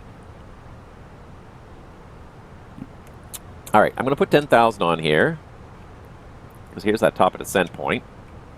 Did I ask her if we were doing the... Yeah, I did. Okay. So what we're going to do today is because the other thing you need to do is you need to understand kind of how to read charts and understand everything. And it's not hard. The information's all there, but you've just got to put the time into it. I've learned a cold startup for the A320. Yeah. And I mean, like I said, check out my YouTube channel as well. It's the same. It's youtube.com/CaptainNabs, CAPTNABS. And I've got a series of Airbus A320 tutorials. I got as far as basically the engine start. I have the engine start one's kind of done, and the engine start, the taxi one's kind of done, and I'm not happy with them, especially now that Chase Plane is out. I really want to re-record them, and that's kind of what really discouraged me from publishing the next ones, because I know we can do better. We had some good turbulence up here. All right, so today we're doing the Tudlow 3 Charlie arrival to runway 22 left at Copenhagen. Plate 10-2 Bravo, it's Kastrup, Copenhagen. And I've already checked it all, so the routing constraints are all as published, all the way down to 4,000 feet at a Beggy if no ATC comes online. Anybody online yet? ENSV Center, I don't think that's anybody that we deal with.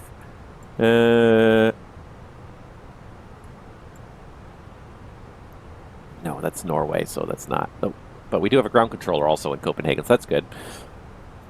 Pardon me. Right now we're on at the end of the arrival. It's a Vector 037 heading until we get around to runway 22 left. We'll pay attention to the traffic, and if there's no ATC online, we might close up the star through a Beggy, or we might just self-vector onto the approach. ILS 22 left at Kastrup, Copenhagen, plate 11-4. So the localizer frequency 1095 OXS and the final approach course 217. That's all auto-tuned by the MCDU. The crossing height at CH2L Foxtrot is 2,000, and the ILSDA decision altitude is 208 feet. The missed approach is as published or as otherwise advised by ATC. The top altitude on this is 3,000, and the highest MSA around Copenhagen is 2,100 to the northwest. It's a standard 3-degree glide slope. Pappy's on the left, HIALS2 lighting system, and RVR 550 meters. It's right now it's unlimited. It's 9999. Landing runway. Let's see here. Landing runway 22 left. It's going to be a convenient right turn off the runway. We're going to try for Bravo 4. If we miss that, Bravo 3. And most likely Bravo crossing 1230 back to the apron. I don't know where we're parking. Usually in Europe we get parking assigned, so that's fine. And so I'll just make sure the parking stands chart is ready to go, just so I know where to park. And that's about it. In terms of the approach configuration, it's going to be managed approach to a manual landing, localized slope coupled approach, cleared for the approach. We're going to arm the approach mode and the second autopilot. The anti-ice will be out for this approach. The auto brake, I determined that low was good. We'll do max reverse initially. We'll back off the reverse as soon as we are decelerating, and config full for landing. Autopilot will come off when the runway's in sight. Landing's assured. No traffic's ahead. And if I go down to the rad nav, Why did auto thrust go off? That's weird. Did I press a button by mistake? I might have. RadNav is weird. Okay, RadNav is auto-tuning. Let me just finish this up really quickly. Fuel prediction, we've got 1,500 extra kilos. We've got very little extra gas right now. 500 kilos, 15 minutes. And the secondary is... maybe it's out of the detent. And the secondary's got the same thing in it, 2 left. So let's just check. Maybe I just knocked it out of the detent.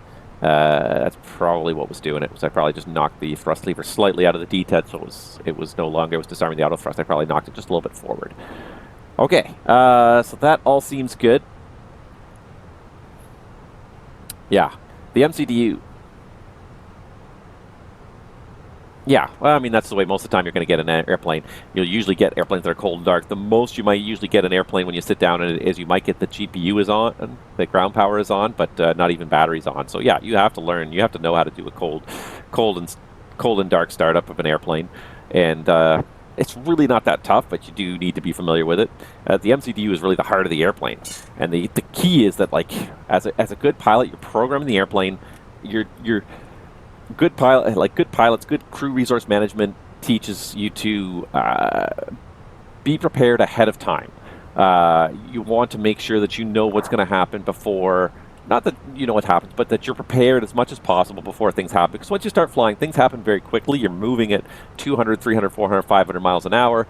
Anything that happens, things happen pretty quickly. So you spend a lot of time before you actually start the airplane moving. When it's sitting there stationary, you can take all the time you need to make sure that you've programmed as much as possible into the FMGS, into the system. That way everything's already done, and all you have to do is potentially reprogram when things change and adapt to changes rather than be programming on the fly. So the whole idea is you spend as much time before flight as possible preparing, making sure that you've done as much thinking ahead of time as possible, so that when things happen during the flight, you only have to waste brain power on reacting to the things that happen unexpectedly and not managing the flight that's happening according to expectations, if that makes sense. So the whole idea is get it going.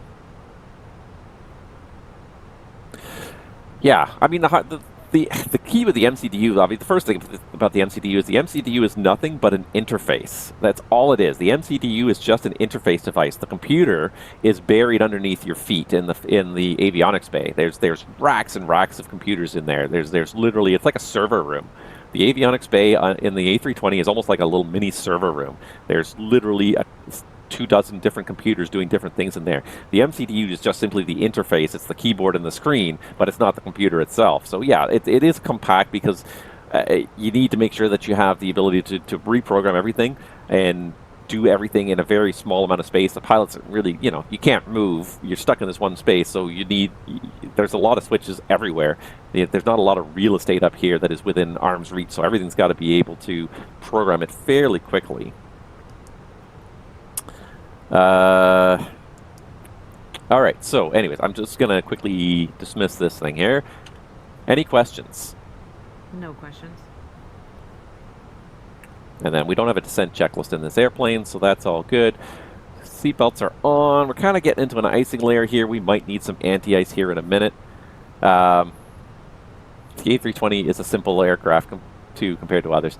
It is, but it's not. I would argue the A320 is probably one of the more complex. It was the first of the modern generation of airliners where everything is computer controlled. You contrast it to the A320 or to the 737, where everything was, like, you want to take the generators on and offline, you got to throw a switch. You want to turn the packs, you want to start the engine and turn the packs off to start the engine, you got to throw a switch. The Airbus, they upped the game on that, and they put computers in for everything. So it is a very complex aircraft. As a result, it looks simple, relatively simple to you, because everything is running as computers behind the scene, but it's not. It's a very complex piece of equipment. And it's amazing the depth of things. You never stop learning about what's in this airplane because there's just so much in it. The example of what I learned the other day that's not in any of the operations manuals is the fact that on the window doors, here we go. So the emergency exits, On the window emergency exits on the A320, they have this little cover here that you pull off to get to the handle that actually releases the window, and you can pull the whole window inside. But this cover is just Velcroed on. If this cover falls off, that will trigger the door warning. So not even touching the handle, but just if this cover fell off. I was on a plane where the cover fell off, and it triggered the door warning. And it was nothing more than the fact the cover fell off. But I didn't know that. Nowhere is it documented that is... all right, so it is slowing to 250 here. Might need a little help by the looks of it. We got 4.4 miles before it's supposed to be at 250. I'm going to give it a little help in hand here. There's so much undocumented stuff, and there's so many different variations too, because it's been going on this airplane's been going on for so long.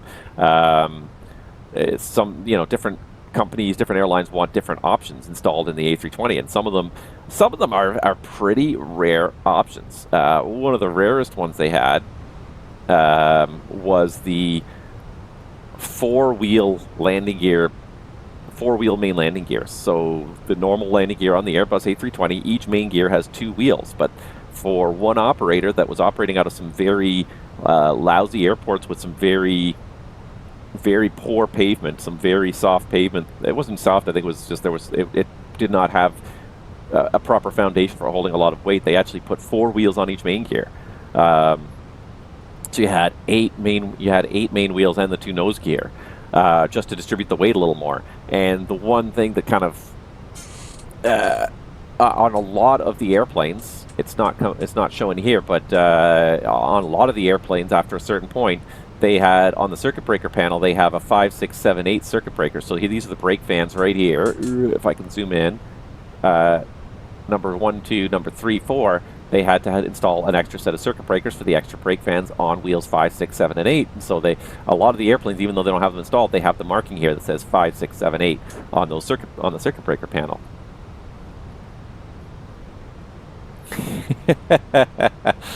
I like it. Flight simulation isn't a hobby; it's a lifestyle which takes pain and struggles, but the reward is unreal. Yeah.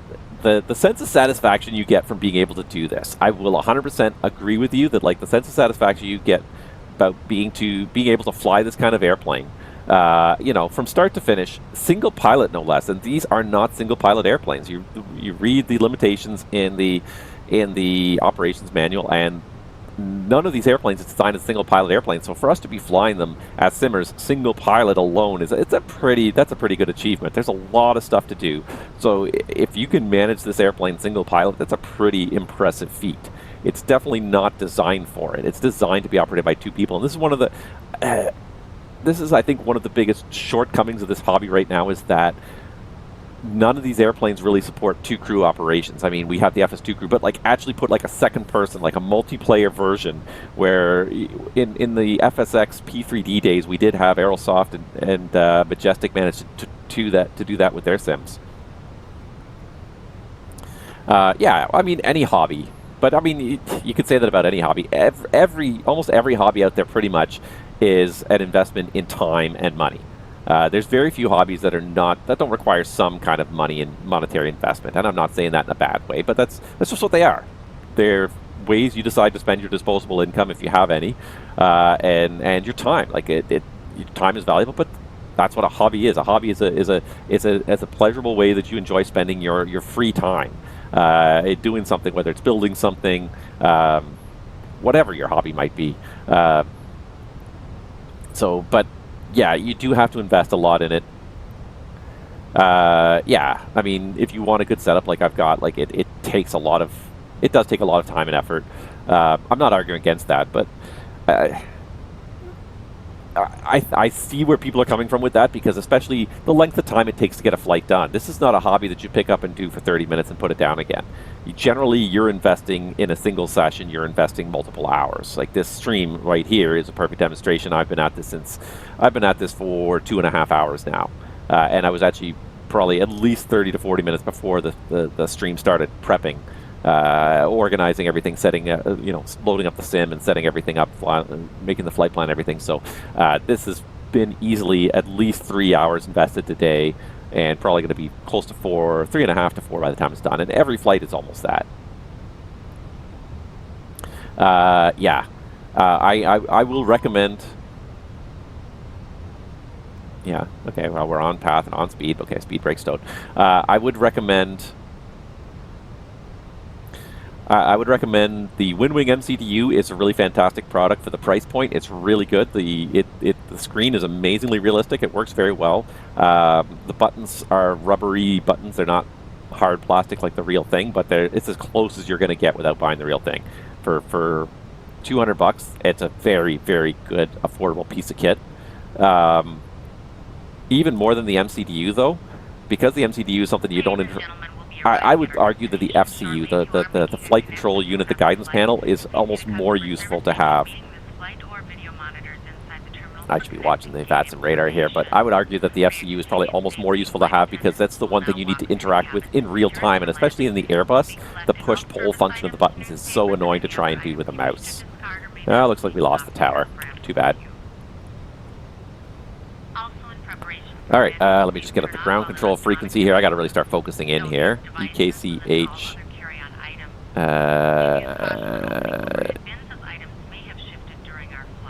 Ground 2163. 2163.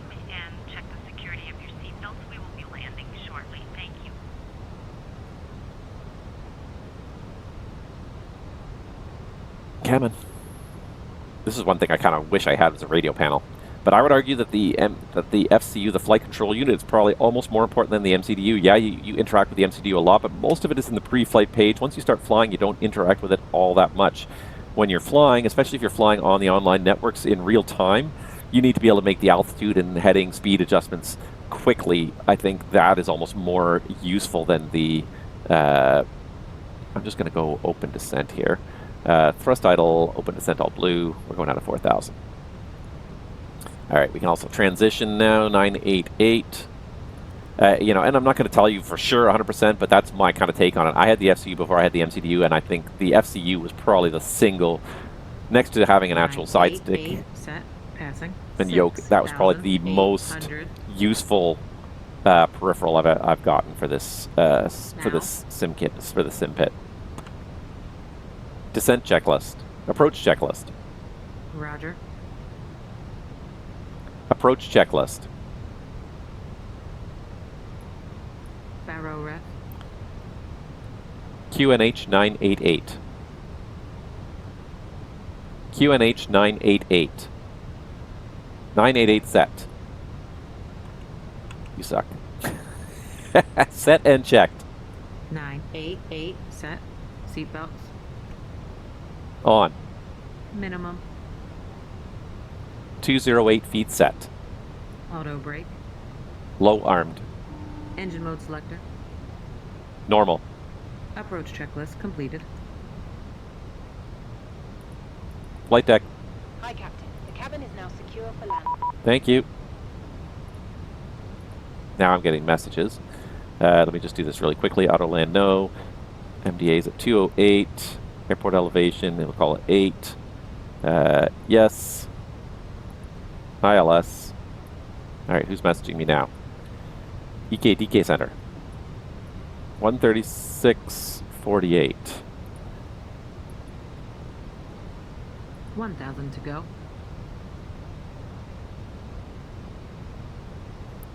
Alright, I'm trying. I can only dial this thing around so fast.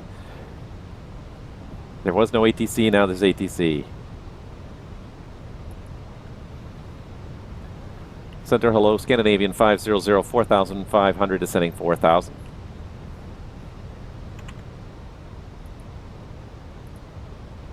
$36,485. Oh.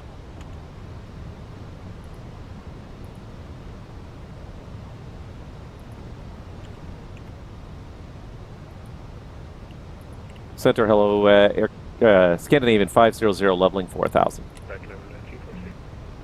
Lufthansa 1 big 6 right, left heading 240, clear ILS, runway 22 left. Halt. Hello, Scandinavian 500, Copenhagen control identified. Maintain your heading, expect radar vectors for ILS approach, runway 22 left, QNH 989. Alright, we got QNH 989, present heading for the ILS 22 left, Scandinavian 500. Scandinavian 500, correct, reduce your speed to 220 knots or less. 220 or less, Scandinavian 500. Copenhagen Control, hello, Lufthansa 23 Tango Alpha, flight over 36. Hello, Lufthansa 23 Tango Alpha, I Copenhagen literally looked at it and Control, forgot it a second later. Romeo. Alright. TATS plus 12, we can kill the anti-ice. David 6 Papa Alpha, Copenhagen Control, identified. We got 500, we got 220. 200. Alright, we got ATC again. Nice. The one thing I'll say, Lufthansa 1 Victor X-ray, report your speed. trouble with Brussels to Amsterdam Speed 180 knots or greater. is it's such a short flight. It sounds good on paper, but things happen so quickly. 500, turn right heading 100. Right turn 100, Scandinavian 500. The only trouble with a short flight like that is that you don't even have time to think. Scandinavian 500, speed 200 or less. Speed 200 or less, Scandinavian 500. Speed 200, headings 100. Go flaps 1. Flaps 1. Nordic 1824, Copenhagen Control. Flaps 1. Speed check. Flaps 1. You may want to pick a slightly longer flight. Scandinavian 500, speed 180 knots or less. Speed 180 or less, Scandinavian 500. You may want to pick a slightly longer flight, something that's more like 90 minutes to 2 hours mostly, so you have time to think after the takeoff phase before the arrival phase starts. You get into cruise for 30 to 45 minutes and then you have time to think. The shortest flights are the hardest flights because you don't even have time to think. You've got to be setting up the arrival before you depart. And that can be very, very challenging to do. Alright, so we're going to go down the box. We're going to go direct to XTAR with a radial in. That looks good. I'm going to insert that, but then I'm going to cancel the nav. Heading 100. Flaps 2. Speed check. Heading 200, Scandinavian 500. Ryder 23 Victor Alpha, direct to Tango November Oscar. Direct to Tango November Oscar, Ryder 23 Alpha. Scandinavian 500, clear ILS runway 22 left. Clear the ILS 22 left, Scandinavian 500. Alright, we didn't even get the localizer up there. There it is. Clear for the approach. We got Cat 3 dual, autopilot 1 and 2, Lokestar, glide slope blue.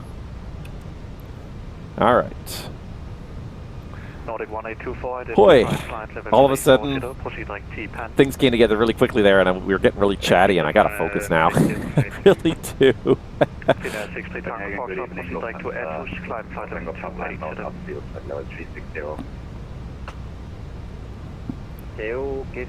Repeat, please, Fenix 60 Tango Foxtrot. Fenix 63 Tango Foxtrot, proceed direct to Atos, glide flight level 2. Alright, so localizer's coming in nicely. Glide slope's coming there, coming down. We're at 180 knots. We are nice and slow early on here. It's Atos, Alpha Tango Tango, Uniform Sierra. Yeah. I would advise against Amsterdam Brussels. I would pick something longer. That's a 1 Victor X-ray, no speed restriction. I would pick something that is, like I said, something that's like an hour and a half to 2 hour flight, because at least an hour, and maybe hopefully at least an hour and a half, because that gives you time to think and cruise and get caught up. If you try to do something like that, where it's like a 45-minute flight, like I said, you're setting up for the arrival before you've even finished the takeoff phase, and you just don't even have time to breathe.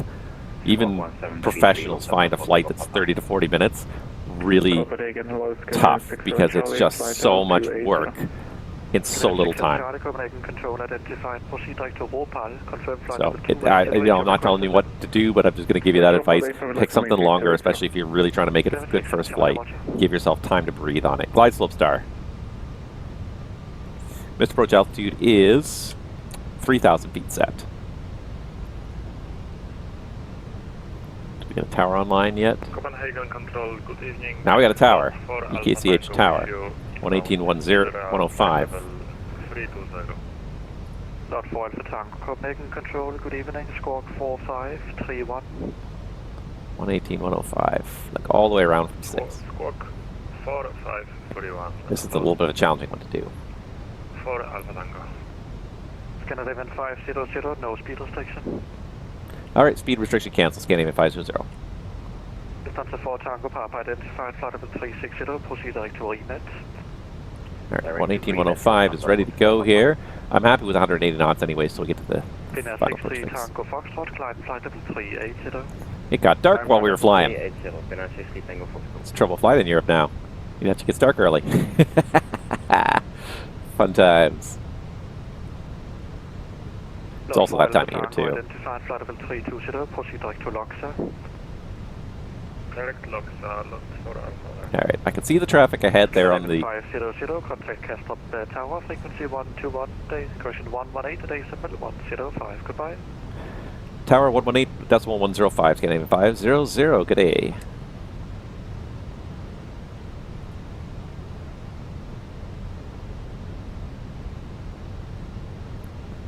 Castrop Tower, hello, Scandinavian 500, 8 miles final runway, 22 left ILS. Scan 500, Castrop Tower, very good evening, wind 220 degrees, 23 knots, casting 33, continue approach. Continue approach, Scandinavian 500. Start reducing speed a little more because we're starting to catch up the traffic ahead. And the ground frequency 2163. Let's have that ready. 21 and 63. 21630. Perfect. Okay. Gear down. Gear down.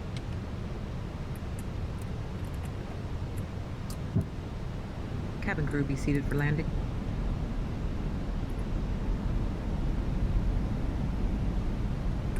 I lost the traffic ahead. They disappeared off my TCAS. That's not a good sign. Alright, C8, Charlie Hotel 2 Lima Foxtrot, 2040, Mr. Approach altitude 3,000 feet set. Flaps 3. Oops, wrong button. Flaps 3. Speed check. Flaps 3. Speed's fully managed. Temperature's 10 degrees. We're going to put the anti-ice back on. I thought I saw a couple of raindrops go by, so we'll put the anti-ice back on. Yeah, see that? You just see a couple little raindrops here and there, snow or something, going by at 10 degrees, so we need the anti-ice on. It's going to have a big speed additive with this 22 knots on here. Look at this, we got 37 knots on the nose coming down finally. We're 217 at 36 knots. Windy day here in Copenhagen.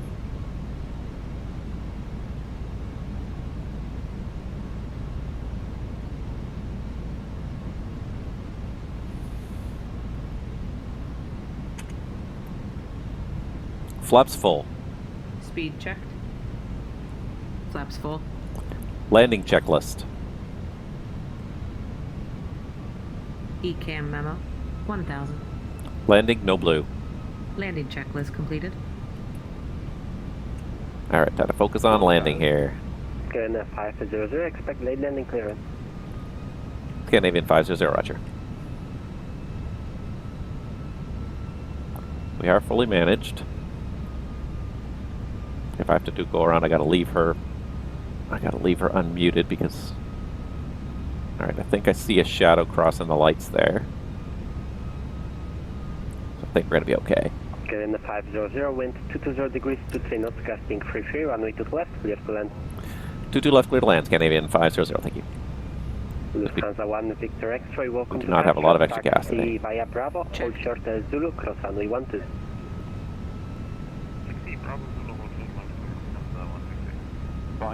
Lufthansa 1 Victor X-ray, negative, taxi via Bravo, cross runway 12 and hold short taxiway Zulu. Autopilot's off. Cat 1. Checked. Land. Checked.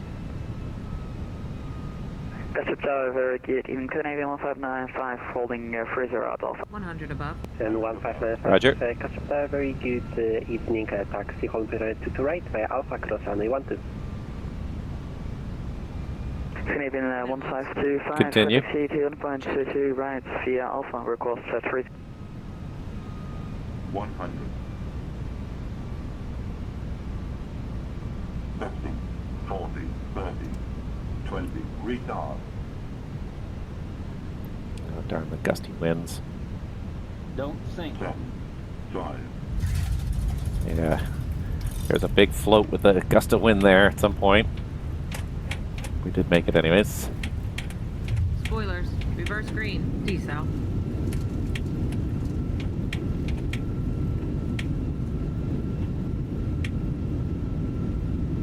knots. Manual brakes. Lufthansa 1 Victor X-ray, contact apron frequency 121.630.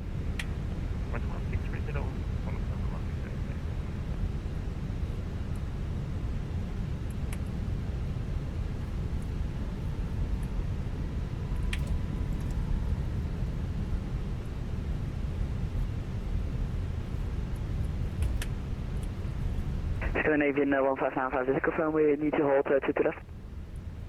Scandinavian 1595, negative, taxi via Alpha, holding position to the right. Alpha hold to all the right. right, Scandinavian. Yeah, big float there with that extra Scandinavian wind. 500, welcome to Custrap, taxi via Bravo, cross runway 12, hold share taxi Zulu. All right, Bravo, cross runway 12, hold short of Zulu, Scandinavian 500.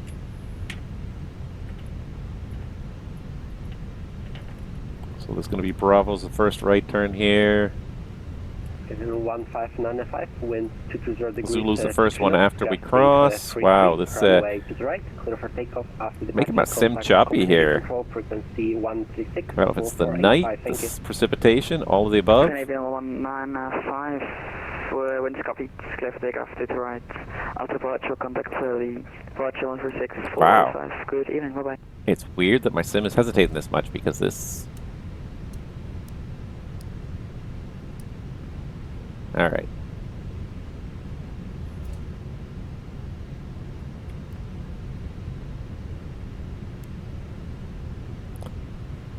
Stow the speed brakes. That's going to make her do the after landing flow. After landing checklist.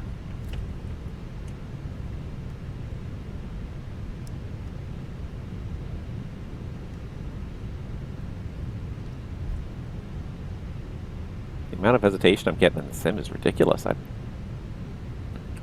It's a little bit shocking for having such a good performing processor. This is really grinding to a halt here. My GPU, how's my GPU doing? Utilization's at, yeah. It is running near 100%. Ladies and gentlemen, this is the conclusion of our flight. Please remain seated with your seatbelts fastened until the captain has turned off the seatbelt sign and after landing checklist. Safely at the gate. This will be your Radar and predictive wind shear system. about the cabin. Gather your Off. belongings and disembark. After landing checklist completed. We'd like to thank you for flying with us today. We appreciate your business and hope to Yeah, a little bit of a float on that one. Not Not surprising considering the strength of that headwind. That's not at all surprising. All right.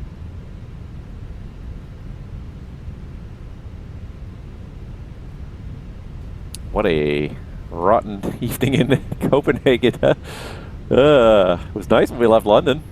Scandinavian 500, after crossing runway 12, contact apron frequency 121.630, thank you. All right, after crossing 30, apron 21.630, Scandinavian 500, thank you. All right, we're crossing 30. We are cleared to cross. We're going to get the strobe on for the crossing. Hello again, Scandinavian 915, holding short 30. Scandinavian 901. 2, don't radio on 1, Charlie departure, squawk 6171, running 9 Juliet Juliet. Running 9 Juliet, 3 back correct. Scandinavian 500, Bravo, short Zulu.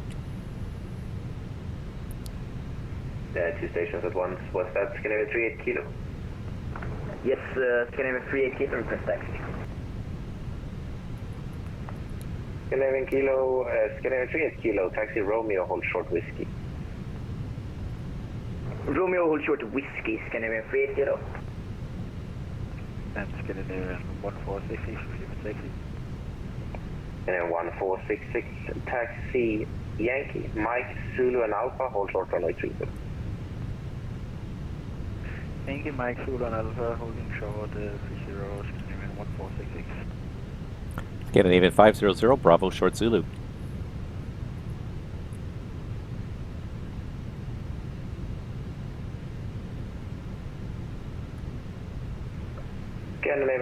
000, apron, good evening. Taxi stand Delta 4 via Bravo and Sierra.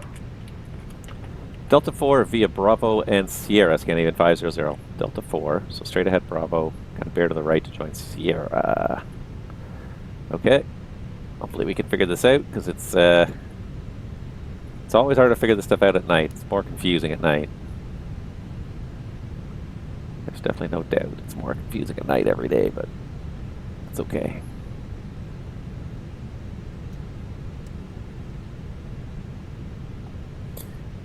All right. Lufthansa 1 Victor X-ray continues stand Alpha 12 via Yankee. Alpha 12 via Yankee, number 1 Victor. So we have to go.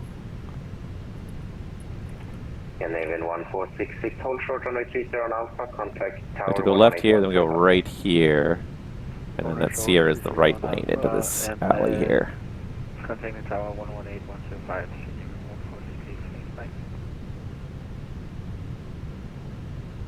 That guy's coming this way, but that's okay, because we're getting out of the way here in a second anyways. Not terribly familiar, and then it's dark, it's raining. These are all things that make it just that much harder to figure out where we're going. Cargo Blue 3063, go ahead. Cargo Blue 3063, I have a reclearance for you. Advise ready to copy. Okay, ready to copy clearance for Cargo Blue 3063.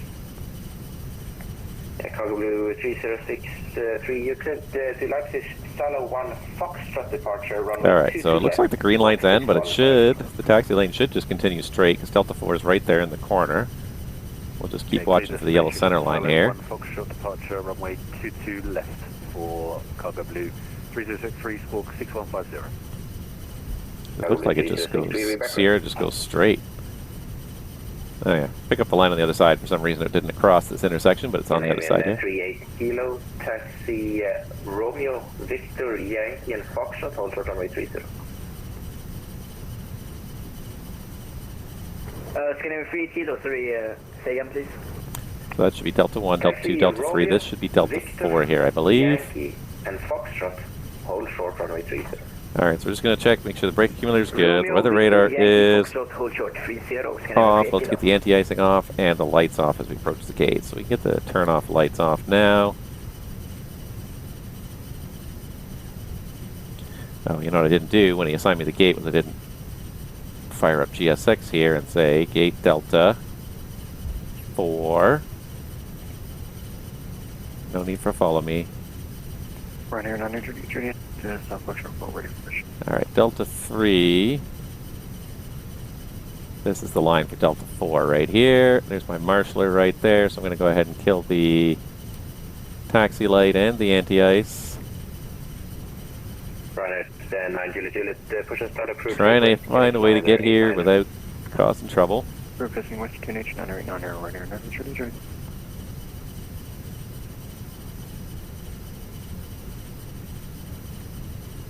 Alright, I see you out there.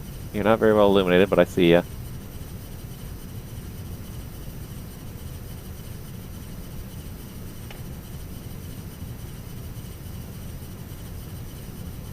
Yeah, so he said go left, so I went left.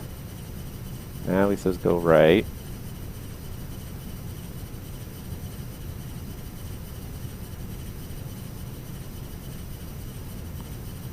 Alright. We stopped, so parking brake is set. Alright, APU's available. Go ahead and shut that down. Engine 1, engine 2 off. Thank you. Seatbelts off. Hi. Sim's really kind of dragging in the dark here. I haven't flown in the dark yet. I've flown in the daytime, so maybe it's just the darkness that's doing it. Alright, looks like both engines are cycling down there slowly. Alright, good enough. Beacon off.